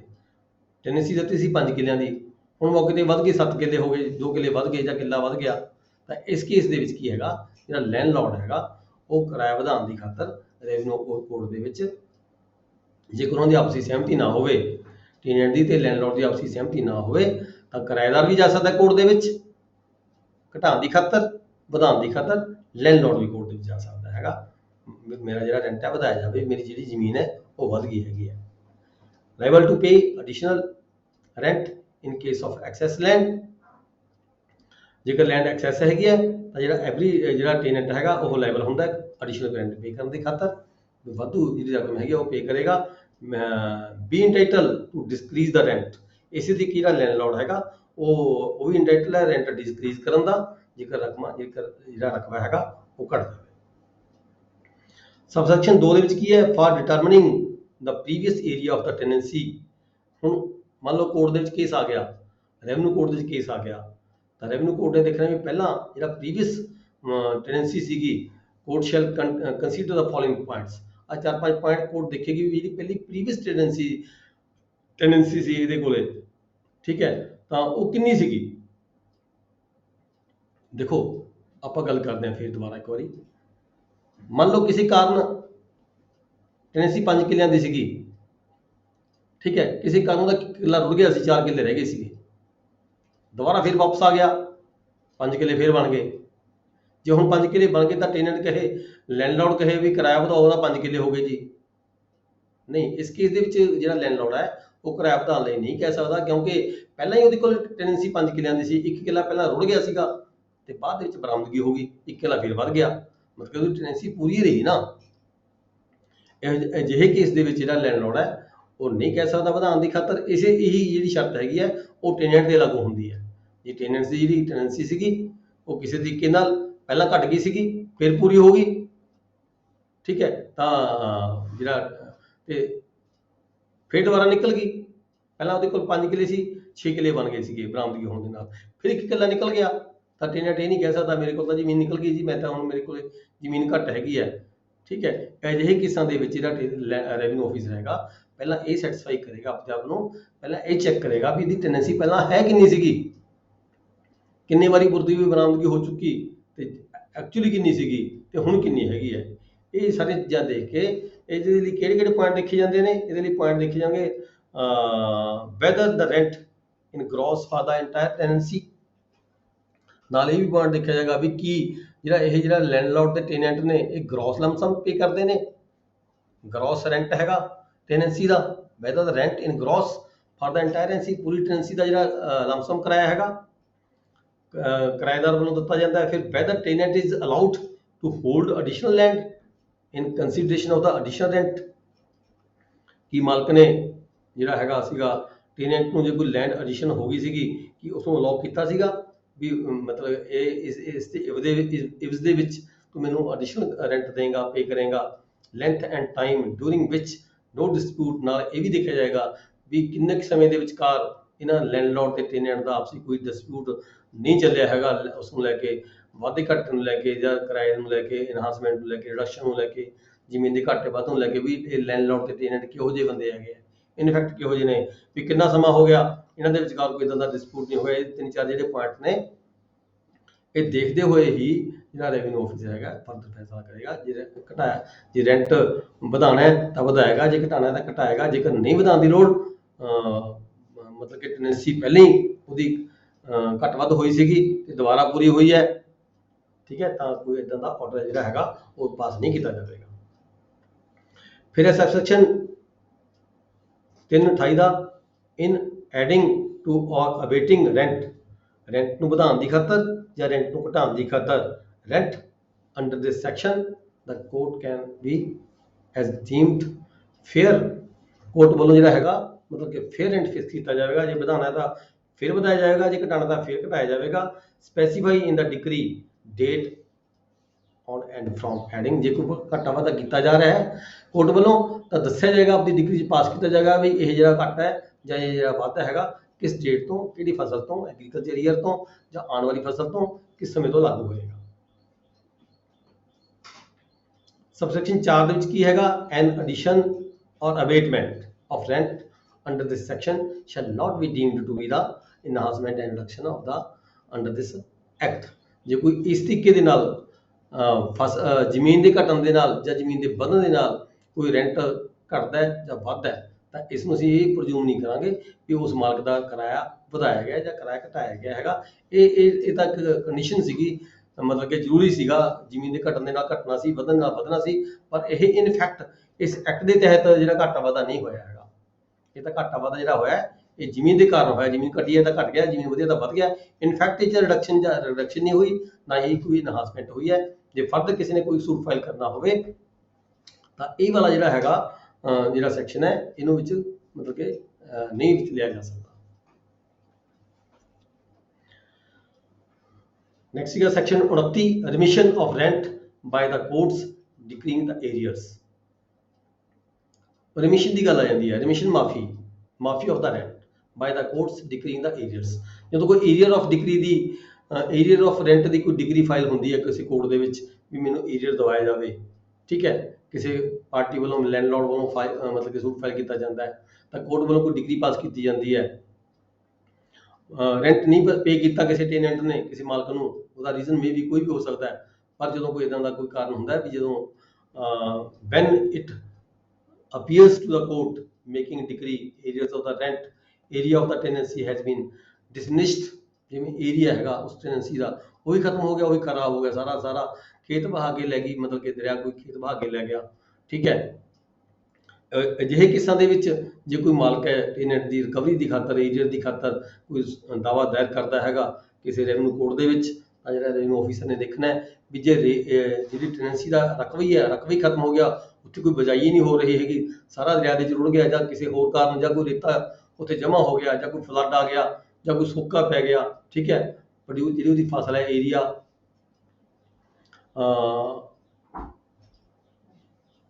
ਪ੍ਰੋਡਿਊਸ ਡਿਮਿਨਿਸ਼ਿਸ ਹੋ ਗਈ, ਫਸਲ ਪੈਦਾਵਾਰ ਖਤਮ ਹੋ ਗਈ, ਡਰਾਊਟ ਪੈ ਗਿਆ, ਸੋਕਾ ਪੈ ਗਿਆ, ਠੀਕ ਹੈ, ਜਾਂ ਗੜੇ ਪੈ ਗਏ, ਗੜੇ ਪੈਣ ਦੇ ਕਾਰਨ ਫਸਲ ਨਹੀਂ ਟੈਨੈਂਟ ਨੂੰ ਕੋਈ ਮਿਲੀ, ਉਸ ਫਸਲ ਦਾ ਕੋਈ ਰੈਂਟ ਮੰਗਦਾ ਹੈਗਾ ਮਾਲਕ, ਜਾਂ ਹਨੇਰੀਆਂ ਚੱਲੀਆਂ, ਤੂਫਾਨ ਚੱਲੇ, ਟਿੱਬੇ ਬਣ ਗਏ ਖੇਤੀਬਾੜੀ ਨਹੀਂ ਕਰ ਸਕਿਆ ਟੈਨੈਂਟ, ਠੀਕ ਹੈ, ਉਸ ਸਮੇਂ ਦਾ ਜਿਹੜਾ ਟੈਨੈਂਟ ਸੀਗਾ ਰੈਂਟ ਪੇ ਨਹੀਂ ਕਰ ਸਕਿਆ ਮਾਲਕ ਨੂੰ।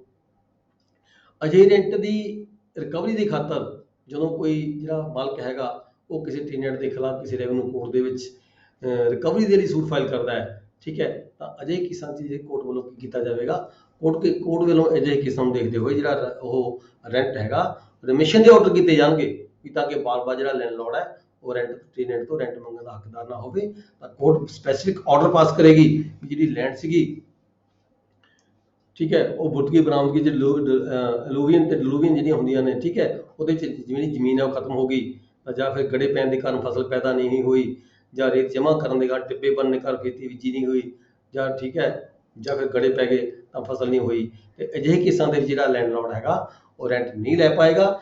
ਰੈਂਟ ਨਾ ਲੈਣ ਦੀ ਰੈਂਟ ਦੁਬਾਰਾ ਨਾ ਮੰਗ ਸਕੇ, ਇਸ ਕਰਕੇ ਕੋਰਟ ਵੱਲੋਂ ਜਿਹੜਾ ਰੈਂਟ ਹੈਗਾ ਉਸ ਪੀਰੀਅਡ ਦਾ ਉਸ ਸਮੇਂ ਦਾ ਜਿਹੜਾ ਹੈਗਾ ਉਹ ਰਿਮਿਟ ਕੀਤਾ ਜਾਵੇਗਾ।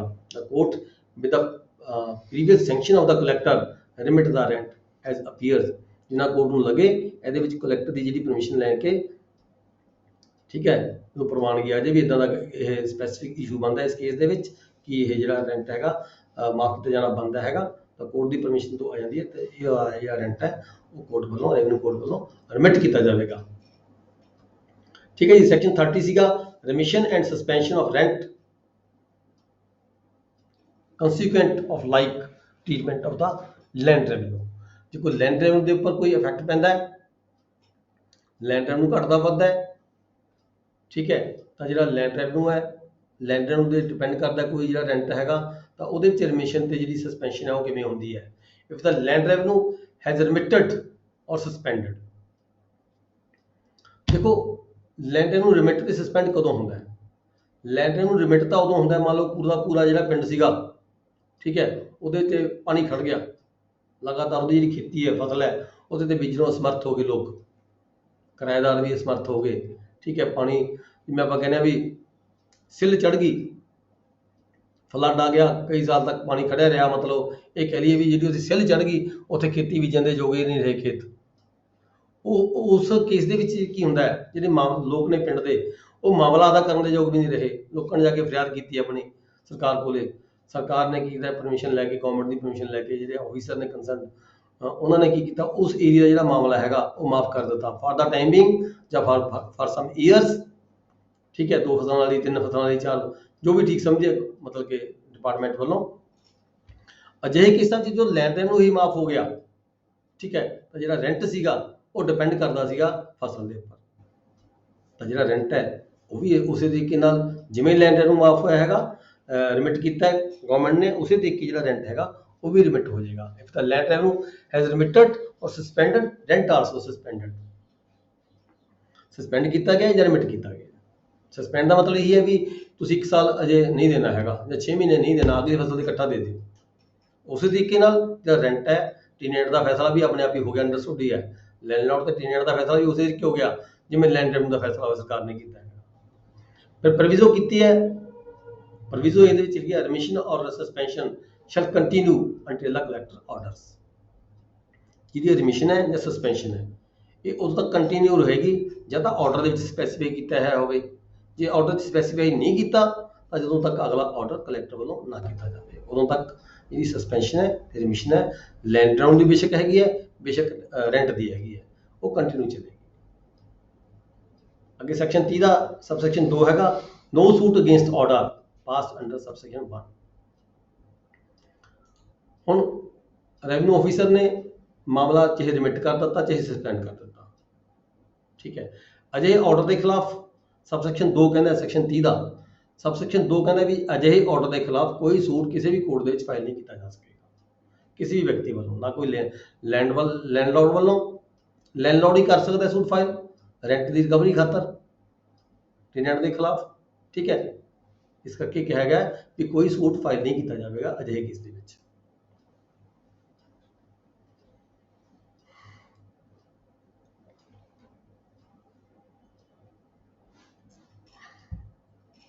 ਜੇ ਕੋਈ ਸੂਟ ਫਾਈਲ ਕਰਦਾ ਹੈ, ਜੇ ਕੋਈ ਜਿਹੜਾ ਲੈਂਡਲੌਰਡ ਹੈ ਸੂਟ ਫਾਈਲ ਕਰਦਾ ਹੈ ਤਾਂ ਉਸ ਨੂੰ ਕੋਈ ਵੀ ਕੋਰਟ ਹੈ ਜਿਹੜੀ ਇੰਟਰਟੇਨ ਨਹੀਂ ਕਰੇ, ਠੀਕ ਹੈ ਜੀ। ਨੈਕਸਟ ਹੈਗਾ ਸਬਸੈਕਸ਼ਨ 3। ਸਬਸੈਕਸ਼ਨ 3 ਚ ਕੀ ਹੈ, ਇਹ suit shall not lie for the recovery of rent for this period.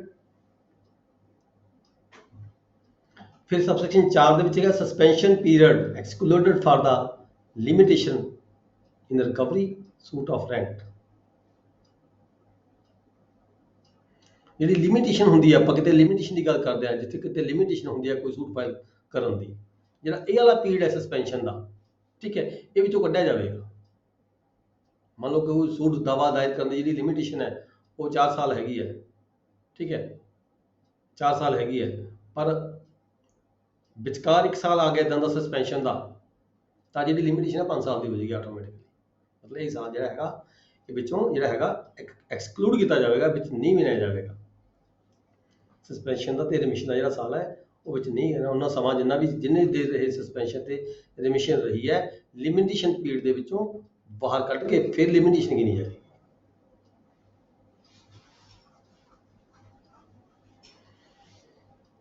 Subsection 5 ਕੀ ਕਿਹਾ ਹੈ, if landlord collects any rent of suspended period. ਜੇਕਰ ਕੋਈ ਲੈਂਡਲੌਰਡ ਹੈਗਾ ਇਸ ਸਸਪੈਂਡਡ ਪੀਰੀਅਡ ਦਾ ਜਾਂ ਰਿਮਿਟਡ ਪੀਰੀਅਡ ਦਾ, ਕੋਈ ਲੈਂਡਲੌਰਡ ਹੈ ਉਹ ਟੈਨੈਂਟ ਤੋਂ ਮਾਮਲਾ ਜਾਂ ਰੈਂਟ ਲੈ ਲੈਂਦਾ, ਰਿਕਵਰ ਕਰ ਲੈਂਦਾ ਹੈ, ਕਿਸੇ ਨਾ ਕਿਸੇ ਤਰੀਕੇ ਨਾਲ ਕਰ ਲੈਂਦਾ, ਐਡਵਾਂਸ ਕਰ ਲੈਂਦਾ, ਜੋ ਵੀ ਕਰ ਲੈਂਦਾ ਹੈ, ਜਾਂ ਝੂਠ ਬੋਲ ਕੇ ਜਾਂ ਪ੍ਰੈਸ਼ਰ ਦੇ ਨਾਲ ਧੱਕੇ ਦੇ ਨਾਲ ਲੈ ਲੈਂਦਾ ਹੈ, ਠੀਕ ਹੈ, ਤਾਂ ਜਿਹੜਾ ਇਹ ਰੈਂਟ ਹੈਗਾ ਉਹ ਵਾਪਸ ਕੀਤਾ ਜਾਵੇਗਾ। ਰੈਵਨਿਊ ਆਫਿਸਰ ਨੂੰ ਵਾਪਸ ਕਰਵਾਏਗਾ ਤੇ ਉਹਨੂੰ ਪੈਨਲਟੀ ਵੀ ਲਗਾਈ ਜਾ ਸਕਦੀ ਹੈ। ਪੈਨਲਟੀ ਕਿੰਨੀ ਲਗਾਈ ਜਾ ਸਕਦੀ ਹੈ, ਜਿੰਨਾ ਇਹ ਰੈਂਟ ਹੈ, ਮੈਕਸਿਮਮ ਨਹੀਂ ਪੈਨਲਟੀ ਹੋ ਸਕਦੀ, ਵੱਧ ਨਹੀਂ ਹੋ ਸਕਦੀ। ਜਿੰਨਾ ਇਹ ਰੈਂਟ ਉਹਨਾਂ ਨੇ ਗਲਤ ਤਰੀਕੇ ਨਾਲ ਵਸੂਲ ਕਰ ਲਿਆ ਤੇ ਉਹ ਰੈਂਟ ਵਾਪਸ ਕਰਾਇਆ ਜਾਏਗਾ ਤੇ ਫਰਦਰ ਪੈਨਲਟੀ ਲਗਾਈ ਜਾ ਸਕਦੀ ਹੈ।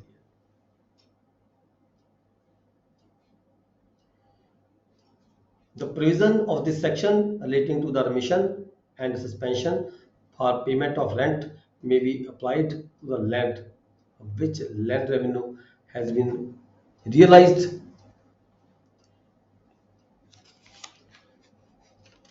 ਇਹ ਛੱਡ ਦੋ। ਨੈਕਸਟ ਹੈਗਾ ਸੈਕਸ਼ਨ 7 ਸਬਸੈਕਸ਼ਨ 7 ਐਨੀ ਸਮ ਰਿਕਵਰੀ। ਉਹ ਕਹਿੰਦੇ ਵੀ ਜੇ ਕੋਈ ਸਮ ਹੈਗਾ ਕਿਸੇ ਲੈਂਡਲੌਰਡ ਨੇ ਰਿਕਵਰ ਕਰ ਲਿਆ, ਠੀਕ ਹੈ, ਪਰ ਉਹ ਵਾਪਸ ਨਹੀਂ ਦੇ ਰਿਹਾ ਟੈਨੈਂਟ ਨੂੰ, ਗਲਤ ਤਰੀਕੇ ਨਾਲ ਰਿਮਿਸ਼ਨ ਪੀਰੀਅਡ ਦਾ ਜਾਂ ਸਸਪੈਂਸ਼ਨ ਪੀਰੀਅਡ ਦਾ ਰੈਂਟ ਰਿਕਵਰ ਕਰ ਲਿਆ ਲੈਂਡਲੌਰਡ ਨੇ ਤੇ ਵਾਪਸ ਨਹੀਂ ਦੇ ਰਿਹਾ, ਤਾਂ ਉਹਦੀ ਜਿਹੜੀ ਰਿਕਵਰੀ ਹੈ ਉਹ ਰੈਵਨਿਊ ਆਫੀਸਰ ਰਿਕਵਰੀ ਕਰਵਾ ਕੇ ਦੇ ਸਕਦਾ ਹੈ।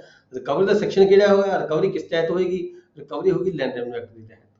ਲੈਂਡ ਰੈਵਨਿਊ ਐਕਟ ਦੇ ਜਿਹੜੇ ਸੈਕਸ਼ਨ ਨੇ ਸੈਕਸ਼ਨ 67 ਤੋਂ ਸ਼ੁਰੂ ਹੋ ਜਾਂਦੇ ਨੇ, ਸੈਕਸ਼ਨ 67 68 ਰਿਟ ਆਫ ਡਿਮਾਂਡ ਤੇ ਅਰੈਸਟ ਆਫ ਵਾਰੰਟ ਸੈਕਸ਼ਨ 69, ਠੀਕ ਹੈ, ਉਸ ਐਕਟ ਦੇ ਤਹਿਤ ਜਿਹੜੀ ਰਿਕਵਰੀ ਹੈ ਕੀਤੀ ਜਾ ਸਕਦੀ ਹੈ।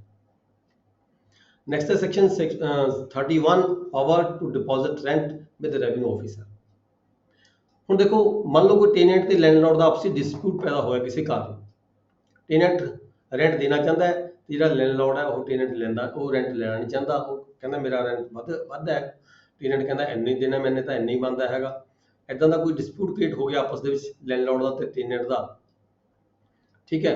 ਲੈਂਡਲੌਰਡ ਰੈਂਟ ਲੈਂਦਾ ਨਹੀਂ, ਜਾਂ ਰੈਂਟ ਲੈਂਦਾ ਤਾਂ ਲੈ ਕੇ ਕਹਿੰਦਾ ਮੈਂ ਰਸੀਦ ਨਹੀਂ ਦੇਣੀ ਹੈਗੀ, ਠੀਕ ਹੈ। ਇਹੋ ਜਿਹੇ ਕੇਸ ਦੇ ਵਿੱਚ ਜਾਂ ਫਿਰ ਟੇਨੈਂਟ ਨੂੰ ਕੋਈ ਡਾਊਟ ਹੈ, ਅਸਲ ਲੈਂਡਲੌਰਡ ਦੀ ਡੈਥ ਹੋ ਜਾਂਦੀ ਹੈ, ਠੀਕ ਹੈ।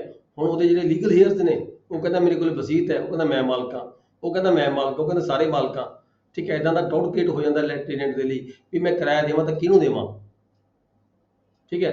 2-3 ਇਦਾਂ ਦੇ ਕੇਸ ਹੋ ਗਏ, ਜਾਂ ਤਾਂ ਲੈਂਡਲੌਰਡ ਕਿਰਾਇਆ ਲਵੇ ਨਾ, ਜਾਂ ਜੇ ਕਿਰਾਇਆ ਲੈਂਦਾ ਹੋਵੇ ਤਾਂ ਰਸੀਦ ਨਾ ਦਿੰਦਾ ਹੋਵੇ, ਜਾਂ ਫਿਰ ਜਿਹੜੇ ਲੈਂਡਲੌਰਡ ਨੇ ਉਹਨਾਂ ਦਾ ਆਪਸੀ ਕੋਈ ਡਿਸਪਿਊਟ ਚੱਲਦਾ ਹੋਵੇ, ਆਪਸੀ ਟਾਈਟਲ ਨੂੰ ਲੈ ਕੇ ਕੋਈ ਡਿਸਪਿਊਟ ਚੱਲਦਾ ਹੋਵੇ, ਜਿੱਥੇ ਜਿਹੜਾ ਟੇਨੈਂਟ ਹੈ ਸੈਟੀਸਫਾਈ ਨਾ ਹੁੰਦਾ ਵੀ ਮੈਂ ਕਿਰਾਇਆ ਦੇਵਾਂ ਤਾਂ ਕਿਹਨੂੰ ਦੇਵਾਂ, ਤਾਂ ਇਹੋ ਜਿਹੇ ਕੇਸ ਦੇ ਵਿੱਚ ਹੈਗਾ ਕਿ ਜਿਹੜਾ ਟੇਨੈਂਟ ਹੈਗਾ may apply to the revenue officer, revenue officer ਦੀ ਕੋਰਟ ਦੇ ਵਿੱਚ ਐਪਲੀਕੇਸ਼ਨ ਦੇ ਕੇ ਰੈਵਨਿਊ ਆਫੀਸਰ ਕੋਲੇ ਜਿਹੜਾ ਰੈਂਟ ਹੈਗਾ ਡਿਪੋਜ਼ਿਟ ਕਰਵਾ ਸਕਦਾ ਹੈ।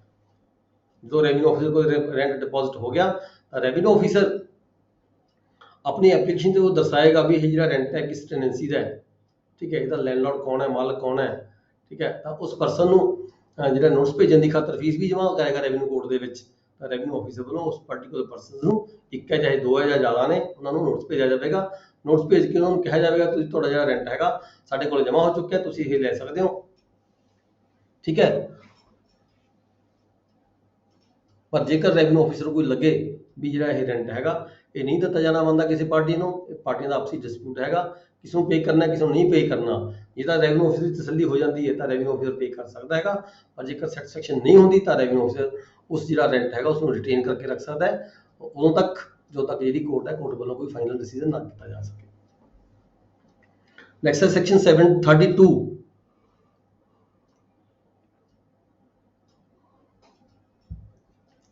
ਚ ਕੀ ਹੈ ਜੀ, effect of deposit rent with the revenue officer.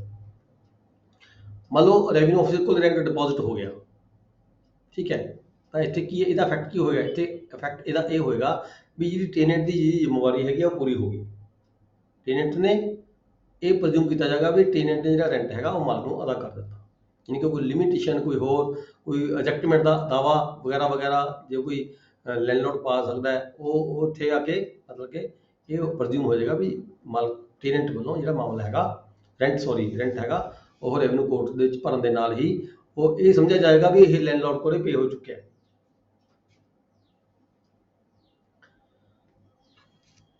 फिर की होएगा, नोट्स ऑफ द लैंडलॉर्ड और शेयर होल्डर और retain deposit if suit.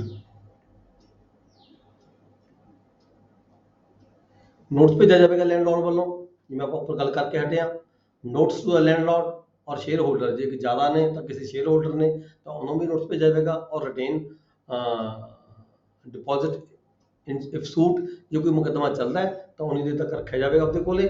No suit against revenue officer, ਇਹਦੇ ਵਿੱਚ ਕੀ ਹੈਗਾ, ਜੇ ਕੋਈ ਰੈਵਨਿਊ ਆਫਿਸਰ ਵੱਲੋਂ ਜਾਂ ਤਾਂ ਕਿਸੇ ਨੂੰ ਪੇ ਕਰ ਦਿੱਤਾ ਜਾਂਦਾ ਹੈ ਇਹ ਵਾਲਾ ਰੈਂਟ, ਆਪਦੇ ਆਪ ਨੂੰ ਸੈਟੀਸਫਾਈ ਹੁੰਦੇ ਹੋਏ ਵੀ ਫਲਾਣਾ ਮਾਲਕ ਹੈ ਇਸ ਜ਼ਮੀਨ ਦਾ, ਇਹ ਰੈਂਟ ਉਹਨੂੰ ਪੇ ਕੀਤਾ ਜਾਣਾ ਬਣਦਾ ਹੈ, ਠੀਕ ਹੈ, ਜਾਂ ਫਿਰ ਆਪਦੇ ਕੋਲ ਰੱਖਿਆ ਹੋਇਆ ਹੁੰਦਾ ਹੈ। ਅਜਿਹੇ ਕੇਸਾਂ ਦੇ ਵਿੱਚ ਜੇ ਕਿਸੇ ਨੂੰ ਮੰਨ ਲਓ ਪਰ ਚਾਂਸ ਕਿਸੇ ਇੱਕ ਵਿਅਕਤੀ ਨੂੰ ਰੈਵਨਿਊ ਆਫਿਸਰ ਪੇ ਕਰ ਦਿੰਦਾ ਹੈ, ਇਹ ਸਮਝਦੇ ਹੋਏ ਵੀ ਹਾਂ ਇਹ ਯੋਗ ਜਿਹੜਾ ਹੈਗਾ ਲੈਂਡਲੌਰਡ ਹੈਗਾ, ਸਹੀ ਲੈਂਡਲੌਰਡ ਇਹੀ ਹੈਗਾ, ਇਸ ਨੂੰ ਪੇ ਕੀਤਾ ਜਾਣਾ ਬਣਦਾ ਹੈ, ਰੈਵਨਿਊ ਆਫਿਸਰ ਪੇ ਕਰ ਦਿੰਦਾ ਹੈ, ਤਾਂ ਅਜਿਹੇ ਕੇਸਾਂ ਦੇ ਵਿੱਚ ਕੀ ਹੈਗਾ, ਤਾਂ ਦੂਜਾ ਕੋਈ ਸ਼ੇਅਰ ਹੋਲਡਰ ਹੈਗਾ ਉਹ ਕਹਿੰਦਾ ਮੇਰੀ ਇੰਟਾਈਟਲਮੈਂਟ ਬਣਦੀ ਹੈ, ਮੈਂ ਮਾਲਕ ਹਾਂ, ਮੈਂ ਹਿੱਸੇਦਾਰ ਹਾਂ, ਮੈਨੂੰ ਕਿਰਾਇਆ ਦਿੱਤਾ ਜਾਣਾ ਬਣਦਾ ਸੀ, ਗਲਤ ਪੇ ਕਰ ਦਿੱਤਾ ਰੈਵਨਿਊ ਆਫਿਸਰ ਨੇ, ਤਾਂ ਅਜਿਹੇ ਕੇਸਾਂ ਦੀ ਜਿਹੜਾ ਵਿਅਕਤੀ ਹੈਗਾ ਜਿਹੜਾ ਆਪਦੇ ਆਪ ਨੂੰ ਦਾਅਵਾ ਕਰਦਾ ਹੈ ਵੀ ਮੈਂ ਮਾਲਕ ਬਣਦਾ, ਤਾਂ ਉਹ ਕਿਸੇ ਵੀ ਕੋਰਟ ਦੇ ਵਿੱਚ, ਕਿਸੇ ਵੀ ਅਦਾਲਤ ਦੇ ਵਿੱਚ ਰੈਵਨਿਊ ਆਫਿਸਰ ਦੇ ਖਿਲਾਫ ਕੋਈ ਦਾਅਵਾ ਦਾਇਰ ਨਹੀਂ ਕਰ ਸਕਦਾ, ਕੋਈ ਕ੍ਰਿਮੀਨਲ ਸੂਟ ਫਾਈਲ ਨਹੀਂ ਕਰ ਸਕਦਾ, ਕੋਈ ਪ੍ਰੋਸੀਡਿੰਗ ਫਾਈਲ ਨਹੀਂ ਕਰ ਸਕਦਾ।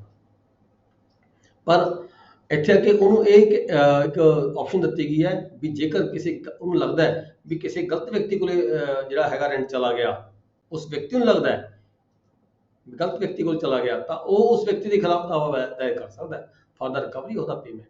ਜੇ ਉਹ ਸਹੀ ਹੈ ਤਾਂ ਉਹਨੂੰ ਮਿਲ ਜਾਏਗੀ, ਜੇ ਗਲਤ ਹੈ ਤਾਂ ਫਿਰ ਜਿੱਥੋਂ ਦਿੱਤਾ ਗਿਆ ਤਾਂ ਠੀਕ ਹੈ। ਸੈਕਸ਼ਨ 33 ਹੈ recovery of rent from A attached produce. ਕੋਈ ਪ੍ਰੋਡਿਊਸ ਕਿਸੇ ਕੋਰਟ ਨੇ ਅਟੈਚ ਕੀਤੀ ਹੈ, ਠੀਕ ਹੈ, ਤਾਂ ਜਿਹੜਾ ਰੈਂਟ ਹੈਗਾ, ਜਿਵੇਂ ਆਪਾਂ ਪਹਿਲਾਂ ਪੜ੍ਹ ਕੇ ਹਟੇ ਹਾਂ, ਜਿਹੜਾ ਰੈਂਟ ਹੈ, rent is the first charge of the produce. Rent is the first charge of the produce. ਕਿਸੇ ਵੀ ਕੋਰਟ ਵੱਲੋਂ ਕੋਈ ਡਿਗਰੀ ਅਟੈਚਮੈਂਟ ਦੀ ਆਉਂਦੀ ਹੈ ਜਾਂ ਸੇਲ ਦੀ ਆਉਂਦੀ ਹੈਗੀ ਹੈ।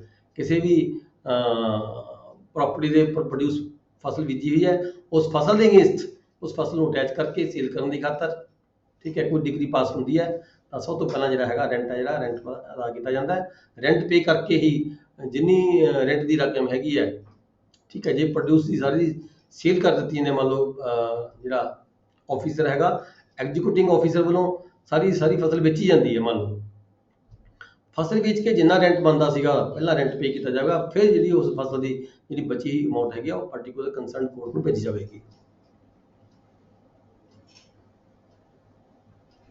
ਮੰਨ ਲਓ ਕੋਈ ਅਟੈਚਮੈਂਟ ਦਾ ਆਰਡਰ ਆ ਜਾਂਦਾ ਹੈ, ਠੀਕ ਹੈ, ਲੈਂਡਲॉर्ड ਨੂੰ ਪਤਾ ਚੱਲ ਜਾਂਦਾ ਹੈ, ਤਾਂ ਲੈਂਡਲॉर्ड ਕੀ ਕਰਦਾ ਹੈ, ਲੈਂਡਲॉर्ड ਆਪਣੀ ਐਪਲੀਕੇਸ਼ਨ ਦੇ ਸਕਦਾ ਰੈਵਨਿਊ ਆਫੀਸਰ ਦੇ ਵੀ ਜਿਹੜਾ ਮੇਰਾ ਰੈਂਟ ਬਣਦਾ ਹੈ, ਕਿਹੜਾ ਰੈਂਟ ਬਣਦਾ ਹੈ, ਜਾਂ ਤਾਂ 1 ਸਾਲ ਦਾ ਸਮਾਂ ਨਿਕਲ ਗਿਆ ਹੋਵੇ, 1 ਸਾਲ ਦੇ ਵਿਚਕਾਰ ਕੋਈ ਉਹਨੇ ਰੈਂਟ ਪੇ ਕਰਨਾ ਹੋਵੇ ਟੈਨੈਂਟ ਨੇ ਮਾਲਕ ਨੂੰ, ਪਿਛਲੀ ਛਮਾਹੀ ਦਾ ਜਾਂ ਸਾਲ ਦਾ, 1 ਸਾਲ ਦੇ ਵਿਚਕਾਰ ਕੋਈ ਰੈਂਟ ਲੈਣਾ ਹੋਵੇ, ਜਾਂ ਜਿਹੜੀ ਫਸਲ ਬੀਜੀ ਵੀ ਹੈ, ਇਹ ਫਸਲ ਬੀਜਣ ਤੋਂ ਬਾਅਦ, ਇਹ ਫਸਲ ਕੱਟਣ ਤੋਂ ਬਾਅਦ, ਠੀਕ ਹੈ, ਉਹਦੀ ਜਿਹੜੀ ਪੈਦਾਵਾਰ ਬਣਨੀ ਹੈ, ਉਹਦਾ ਜਿਹੜਾ ਰੈਂਟ ਬਣਨਾ, ਸ਼ੇਅਰ ਬਣਨਾ ਹੈਗਾ, ਜਾਂ ਉਹ ਰੈਂਟ ਲੈਣਾ ਹੋਵੇ, ਦੋਹਾਂ ਕੇਸਾਂ ਦੇ ਵਿੱਚ ਜਿਹੜਾ ਲੈਂਡਲॉर्ड ਹੈਗਾ ਉਹ ਰੈਵਨਿਊ ਆਫੀਸਰ ਦੀ ਕੋਰਟ ਦੇ ਵਿੱਚ ਐਪਲੀਕੇਸ਼ਨ ਦੇ ਸਕਦਾ ਹੈ ਵੀ ਮੇਰਾ ਇਹ ਰੈਂਟ ਦਵਾਇਆ ਜਾਵੇ, ਫਿਰ ਅੱਗੇ ਫਰਦਰ ਕਾਰਵਾਈ ਕੀਤੀ ਜਾਵੇ। ਤੇ ਅਜਿਹੇ ਕੇਸ ਦੇ ਵਿੱਚ ਕੀ ਹੈਗਾ, revenue officer give the opportunity to a decree holder. ਤਾਂ ਰੈਵਨਿਊ ਆਫੀਸਰ ਹੈ, ਜਿਸ ਬੰਦੇ ਨੇ ਇਹ ਡਿਕਰੀ ਲਈ ਹੈ ਕੋਈ ਅਟੈਚਮੈਂਟ ਦੀ ਜਾਂ ਸੇਲ ਦੀ, ਠੀਕ ਹੈ, ਉਸ ਪਾਰਟੀ ਨੂੰ ਨੋਟਿਸ ਭੇਜਿਆ ਜਾਏਗਾ, ਉਹਨੂੰ ਸੁਣੇਗਾ ਵੀ ਤੂੰ ਕੁਛ ਇਹਦੇ ਵਿੱਚ ਕਹਿਣਾ ਚਾਹੁੰਦਾ, ਮੇਰੇ ਕੋਲ ਐਪਲੀਕੇਸ਼ਨ ਆਈ ਹੈ ਲੈਂਡਲॉर्ड ਦੀ ਵੀ ਉਹ ਕਹਿੰਦਾ ਪਹਿਲਾਂ ਮੇਰਾ ਰੈਂਟ ਦਿੱਤਾ ਜਾਵੇ, ਤੂੰ ਇਹਦੇ ਵਿੱਚ ਕੁਝ ਕਹਿਣਾ ਚਾਹੁੰਦਾ, ਠੀਕ ਹੈ, ਉਹਨੂੰ ਸੁਣ ਕੇ ਉਹਨੂੰ ਮੌਕਾ ਦੇਣ ਤੋਂ ਬਾਅਦ ਫਿਰ ਡਿਟਰਮਿਨ ਕਰੇਗਾ ਵੀ ਹਾਂ ਇਹਦਾ ਰੈਂਟ ਇੰਨਾ ਬਣਦਾ ਹੈ, ਤੇ ਇਹ ਡਿਟਰਮਿਨ ਕਰਕੇ revenue officer give opportunity to decree holder pay the amount of the rent to the landlord from the sale amount ਦੇ ਵਿੱਚੋਂ ਉਨੀ ਜਿਹੜੀ ਰਕਮ ਰੈਂਟ ਦੀ ਬਣਦੀ ਹੈ, ਠੀਕ ਹੈ, ਉਹ ਲੈਂਡਲॉर्ड ਨੂੰ ਪੇ ਕੀਤੀ ਜਾਵੇਗੀ। ਫਿਰ ਕੀ ਹੈਗਾ ਅੱਗੇ, ਸਬਸੈਕਸ਼ਨ 3 ਹੈਗਾ finding of revenue officer under subsection 2 is equal to a decree. ਇਹ ਜਿਹੜੀ ਫਾਈਂਡਿੰਗ ਹੈਗੀ ਹੈ ਰੈਵਨਿਊ ਆਫੀਸਰ ਦੀ ਵੀ ਕਿੰਨਾ ਰੈਂਟ ਨੂੰ ਦਿੱਤਾ ਜਾਣਾ ਬਣਦਾ ਹੈ ਮਾਲਕ ਨੂੰ, ਠੀਕ ਹੈ, ਇਹ ਜਿਹੜੀ ਫਾਈਂਡਿੰਗ ਹੈ it is just a decree. ਇਹ ਵੀ ਕਿਸ ਤਰ੍ਹਾਂ ਦੀ ਡਿਕਰੀ ਹੋਏਗੀ, ਡਿਕਰੀ ਦੀ ਹੀ ਇਹਨੂੰ ਦੱਸੀ ਗਈ ਹੈਗੀ ਵੀ ਡਿਕਰੀ ਦੀ ਵੈਲਿਊ ਰੱਖੇਗੀ। ਇੱਦਾਂ ਦੀ ਜਿਹੜੀ ਫਾਈਂਡਿੰਗ ਹੈਗੀ ਆ ਉਹ ਆਰਡਰ ਪਾਸ ਕੀਤਾ ਜਾਏਗਾ ਰੈਵਨਿਊ ਆਫੀਸਰ ਵੱਲੋਂ, ਆਰਡਰ ਪਾਸ ਕਰਕੇ ਜਿਹੜਾ ਰੈਂਟ ਹੈਗਾ ਰੈਂਟ ਅਦਾ ਕੀਤਾ ਜਾਏਗਾ, ਬਾਕੀ ਜਿਹੜੀ ਅਮਾਊਂਟ ਹੈਗੀ ਹੈ ਉਹ ਪੇ ਕੀਤੀ ਜਾਵੇਗੀ ਕੰਸਰਨਡ ਕੋਰਟ ਨੂੰ ਜਿੱਥੋਂ ਕੋਈ ਡਿਕਰੀ ਦਾ ਆਰਡਰ ਆਇਆ ਹੈਗਾ। ਫਿਰ ਹੈ ਜੀ section 34 leases for the period exceeding term of assessment of land revenue. ਮੰਨ ਲਓ assessment for the particular time ਹੋਈ ਹੈ, ਅਸੈਸਮੈਂਟ ਕਿਸੇ ਏਰੀਏ ਦੀ ਅਸੈਸਮੈਂਟ ਹੋਈ ਹੈ 5 ਸਾਲ ਦੇ ਲਈ, ਠੀਕ ਹੈ, ਲੈਂਡਲॉर्ड ਤੇ ਟੈਨੈਂਟ ਨੇ ਕੋਈ ਐਗਰੀਮੈਂਟ ਕਰ ਲਿਆ, ਕੋਈ ਪ੍ਰਾਪਰਟੀ ਲੀਜ਼ ਤੇ ਦੇਤੀ, ਕਿਰਾਏ ਤੇ ਦੇਤੀ 7 ਸਾਲ ਦੇ ਲਈ। ਹੁਣ ਅਸੈਸਮੈਂਟ ਦੀ ਜਿਹੜੀ ਟਰਮ ਹੈ ਉਹ 5 ਸਾਲ ਦੇ ਲਈ ਹੈ। ਇੱਥੇ ਕੀ ਹੁੰਦਾ ਹੈ, ਜੇਕਰ ਜਿਹੜਾ ਰੈਂਟ ਹੈਗਾ ਉਹ ਲੈਂਡਲॉर्ड ਦੇ ਉੱਪਰ ਡਿਪੈਂਡ ਕਰਦਾ ਹੈ, ਲੈਂਡਲॉर्ड ਉੱਪਰ ਡਿਪੈਂਡ ਕਰਦਾ ਜਿਹੜਾ ਰੈਂਟ ਹੈ ਲੈਂਡਲॉर्ड ਦਾ ਟੈਨੈਂਟ ਦਾ। ਜਿਹੜੀ ਟੈਨੈਂਸੀ ਦਾ ਟਰਮ ਹੈਗੀ ਹੈ ਪਾਰਟੀਆਂ ਦੀ ਆਪਸ ਵਿੱਚ 7 ਸਾਲ ਦੀ ਹੈ, ਪਰ ਅਸੈਸਮੈਂਟ ਜਿਹੜੀ ਹੋਈ ਹੈ ਉਹ ਹੋਈ ਵੀ ਹੈ ਲੈਂਡ ਰੈਵਨਿਊ ਦੀ ਜਿਹੜੀ ਅਸੈਸਮੈਂਟ ਹੋਈ ਹੈ 5 ਸਾਲ ਦੀ ਹੋਈ ਵੀ ਹੈ। ਇਟ ਮੀਨਸ ਇੱਥੇ ਅੱਗੇ ਇਹ ਕਿਹਾ ਗਿਆ ਹੈ ਵੀ ਉਹਨਾਂ ਦਾ ਜਿਹੜਾ 5 ਸਾਲ ਦੇ ਪੂਰਾ ਹੋਣ ਤੋਂ ਬਾਅਦ ਜਿਹੜੀ ਟਰਮ ਹੈਗੀ ਲੀਜ਼ ਦੀ ਉਹ ਵਾਇਡੇਬਲ ਹੋ ਸਕਦੀ ਹੈ। ਵਾਇਡ, ਵੈਲਿਡ ਤੇ ਵਾਇਡੇਬਲ। ਵਾਇਡ ਨਹੀਂ ਹੋਏਗੀ, ਵਾਇਡ ਤਾਂ ਹੁੰਦੀ ਹੈ ਵੀ ਸੂਮੋਟੋ ਖਤਮ ਹੋ ਗਈ, ਵੈਲਿਡ ਤਾਂ ਸਹੀ ਹੁੰਦੀ ਹੈ, ਵਾਇਡੇਬਲ ਜਿਹਨੂੰ ਵਾਇਡੇਬਲ ਕੀਤਾ ਜਾ ਸਕਦਾ ਹੈ, ਕਿਸ ਪੱਧਰ ਤੇ ਲੈਂਡਲॉर्ड ਵੀ ਕਰ ਸਕਦਾ ਹੈ ਟੇਨੈਂਟ ਵੀ ਕਰ ਸਕਦਾ ਹੈ। ਜੇ ਤਾਂ ਮਾਮਲਾ ਵੱਧ ਜਾਵੇ, ਲੈਂਡਰ ਨੂੰ ਵੱਧ ਜਾਵੇ, ਠੀਕ ਹੈ, ਜਦੋਂ ਲੈਂਡਰ ਨੂੰ ਵੱਧ ਗਿਆ ਕਿਸੇ ਕਾਰਨ, 5 ਸਾਲ ਦੇ ਲਈ 5 ਸਾਲ ਦੇ ਲਈ ਅਸੈਸਮੈਂਟ ਹੋਈ ਸੀਗੀ, 5 ਸਾਲ ਦੀ ਅਸੈਸਮੈਂਟ ਤੋਂ ਬਾਅਦ ਨਵੀਂ ਅਸੈਸਮੈਂਟ ਜਦੋਂ ਹੋਈ, ਫਸਲਾਂ ਮੰਨ ਲਓ ਹੋ ਸਕਦਾ ਕੋਈ ਇਰੀਗੇਸ਼ਨ ਦੇ ਸੋਰਸਸ ਵੱਧ ਗਏ, ਠੀਕ ਹੈ, ਫਸਲਾਂ ਫਰਟਾਈਲ ਹੋ ਗਈਆਂ, ਤੇ ਲੈਂਡਰ ਨੂੰ ਸਰਕਾਰ ਨੇ ਵਧਾ ਦਿੱਤਾ। ਜਦੋਂ ਲੈਂਡਰ ਨੂੰ ਸਰਕਾਰ ਨੇ ਵਧਾ ਦਿੱਤਾ ਤਾਂ ਜਿਹੜੀ ਇਹ ਲੀਜ਼ ਡੀਡ ਸੀਗੀ, ਇਹ voidable from the part of the landlord ਹੋ ਸਕਦੀ ਹੈ। ਲੈਂਡਲੋਰਡ ਚੈਲੰਜ ਕਰ ਸਕਦਾ ਹੈ ਵੀ ਜਿਹੜੀ ਮੇਰੀ ਇਹ ਟੈਨੈਂਸੀ ਹੈ ਇਹ 7 ਸਾਲ ਤੱਕ ਦੀ ਸੀਗੀ, ਪਰ ਹੁਣ ਸਰਕਾਰ ਨੇ 5 ਸਾਲਾਂ ਬਾਅਦ ਜੀ ਹੈਗਾ ਜਿਹੜਾ ਲੈਂਡਰ ਨੂੰ ਵਧਾ ਦਿੱਤਾ। ਜੇਕਰ ਜਿਹੜਾ ਕਿਰਾਏਦਾਰ ਹੈ ਜੇ ਤਾਂ as per enhancement of the land revenue ਜੇ ਤਾਂ ਕਿਰਾਏ 'ਚ ਵਾਧਾ ਕਰਦਾ ਹੈ, ਠੀਕ ਹੈ, ਫਿਰ ਤਾਂ ਠੀਕ ਹੈ। ਜੇ ਕਿਰਾਏ 'ਚ ਵਾਧਾ ਨਹੀਂ ਕਰਦਾ ਤਾਂ ਜਿਹੜਾ ਲੈਂਡਲੋਰਡ ਹੈ ਇਸ ਟੈਨੈਂਸੀ ਨੂੰ ਇੱਥੇ ਤੋੜ ਸਕਦਾ ਹੈਗਾ। ਇਸੇ ਤਰੀਕੇ ਨਾਲ ਜੇਕਰ ਕਿਸੇ ਕਾਰਨ ਜ਼ਮੀਨ ਖਰਾਬ ਹੋ ਜਾਂਦੀ ਹੈ, ਫਰਟਾਈਲ ਨਹੀਂ ਰਹਿੰਦੀ, ਵੇਸਟ ਹੋ ਜਾਂਦੀ ਹੈ, ਉਹਦਾ ਜਿਹੜਾ ਕਿਰਾਇਆ ਹੈ ਉਹਦਾ ਲੈਂਡ ਰੈਵਨਿਊ ਹੈਗਾ, ਲੈਂਡ ਰੈਵਨਿਊ ਦੀ ਅਸੈਸਮੈਂਟ 5 ਸਾਲ ਤੱਕ ਹੋਈ ਸੀਗੀ, 5 ਸਾਲਾਂ ਦੀ ਟਰਮ ਪੂਰੀ ਹੋਣ ਤੋਂ ਬਾਅਦ ਲੈਂਡ ਰੈਵਨਿਊ ਦੀ ਅਸੈਸਮੈਂਟ ਦੁਬਾਰਾ ਹੁੰਦੀ ਹੈ। ਦੁਬਾਰਾ ਅਸੈਸਮੈਂਟ ਹੋਣ ਦੇ ਨਾਲ ਜਿਹੜਾ ਲੈਂਡ ਰੈਵਨਿਊ ਹੈ ਘਟ ਜਾਂਦਾ ਹੈ, ਸਰਕਾਰ ਲੈਂਡ ਰੈਵਨਿਊ ਘਟਾ ਦਿੰਦੀ ਹੈ, ਠੀਕ ਹੈ। ਇੱਥੇ ਅੱਗੇ ਕੀ ਹੈ, ਇੱਥੇ ਅੱਗੇ ਟੇਨੈਂਟ ਕਹਿ ਸਕਦਾ ਹੈ ਮਾਲਕ ਨੂੰ ਵੀ ਮੇਰਾ ਕਿਰਾਇਆ, ਤੁਸੀਂ ਮੇਰਾ ਕਿਰਾਇਆ ਵੀ ਘਟਾਓ। ਲੈਂਡ ਰੈਵਨਿਊ ਸਰਕਾਰ ਨੇ ਘਟਾ ਦਿੱਤਾ, ਮੇਰਾ ਕਿਰਾਇਆ ਵੀ ਘਟਾਓ।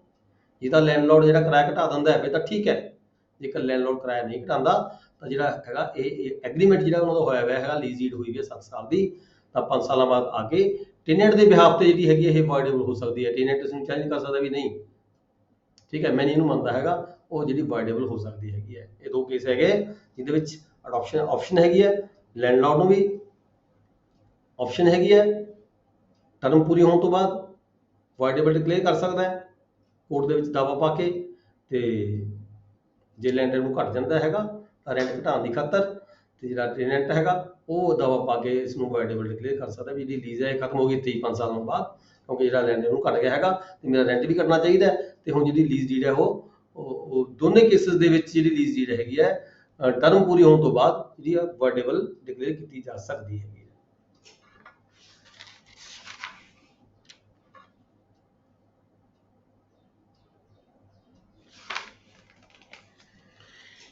ਇਹਦੇ ਨਾਲ ਜਿਹੜਾ ਸਾਡਾ ਹੈਗਾ ਇਹ ਚੈਪਟਰ ਨੰਬਰ 3 ਇਹ ਖਤਮ ਹੋ ਜਾਂਦਾ ਹੈ, ਠੀਕ ਹੈ। ਇੱਥੇ ਜਿਹੜਾ ਲੈਕਚਰ ਅਸੀਂ ਖਤਮ ਕਰਾਂਗੇ। ਕਿਸੇ ਦਾ ਕੋਈ ਕੁਐਸਚਨ ਹੈ ਕਰ ਸਕਦਾ ਹੈ। ਇਹ ਬੜਾ ਟੈਕਨੀਕਲ ਜਿਹਾ ਸਬਜੈਕਟ ਹੈ, ਥੋੜਾ ਧਿਆਨ ਨਾਲ ਪੜ੍ਹਨਾ, ਤੁਸੀਂ ਇਹਨੂੰ ਥੋੜਾ ਰਿਵਾਈਜ਼ ਵੀ ਕਰ ਲਿਆ ਕਰੋ। हेलो हाँ जी, अगले चैप्टर सिलेक्शन ही नहीं है जी। चैप्टर में 4 नहीं पढ़ने जब नहीं हूँ टाइम हो गया 9 बजना है। चैप्टर अच्छा नंबर 4 दिमाग में पढ़ा कैसे है। खत्म हो गई नहीं चैप्टर नंबर 3 खत्म हो गया। ठीक हाँ ठीक है नेक्स्ट ਜਿਹੜਾ ਸਾਡਾ एक तो सर ਸਾਡਾ ਜਿਹੜਾ ਅਗਲਾ ਲੈਕਚਰ ਹੋਗਾ ਉਹ ਚੈਪਟਰ ਨੰਬਰ 4 ਤੋਂ ਸ਼ੁਰੂ ਕਰਾਂਗੇ, ਠੀਕ ਹੈ सर हाँ जी। ਇੱਕ ਥੋੜਾ ਜਿਹਾ ਦੱਸਿਓ ਜਿਹੜਾ ਟੈਨੈਂਟ ਹੈ ਇਹ ਹੋਂਦ ਦੇ ਵਿੱਚ ਕਿੱਦਾਂ ਆਏ, ਕਦੋਂ ਆਏ ਇਹ ਹੋਂਦ ਦੇ ਵਿੱਚ? ਵੈਸੇ ਚਲੋ ਇਹਨਾਂ ਨੇ ਕੰਡੀਸ਼ਨ ਲਾਤੀ ਵੀ ਇੰਨੇ ਟਾਈਮ ਤੋਂ 20 ਸਾਲ ਬੈਠਾ ਹੋਵੇ ਜਾਂ 30 ਸਾਲ ਬੈਠਾ ਹੋਵੇ, ਆ ਕੰਡੀਸ਼ਨਸ ਪੂਰੀਆਂ ਕਰਦੇ ਆ। ਹੋਂਦ ਵਿੱਚ ਤਾਂ ਜਦੋਂ ਕੋਈ ਮਾਲਕ ਕਿਸੇ ਨੂੰ ਕਿਰਾਏ ਤੇ ਕੋਈ ਜ਼ਮੀਨ ਦਿੰਦਾ ਹੈ ਟੈਨੈਂਟ ਤਾਂ ਉਦੋਂ ਨਹੀਂ ਬਣ ਜਾਂਦਾ, ਹੋਂਦ ਤਾਂ ਉਦੋਂ ਨਹੀਂ ਆ ਜਾਂਦਾ।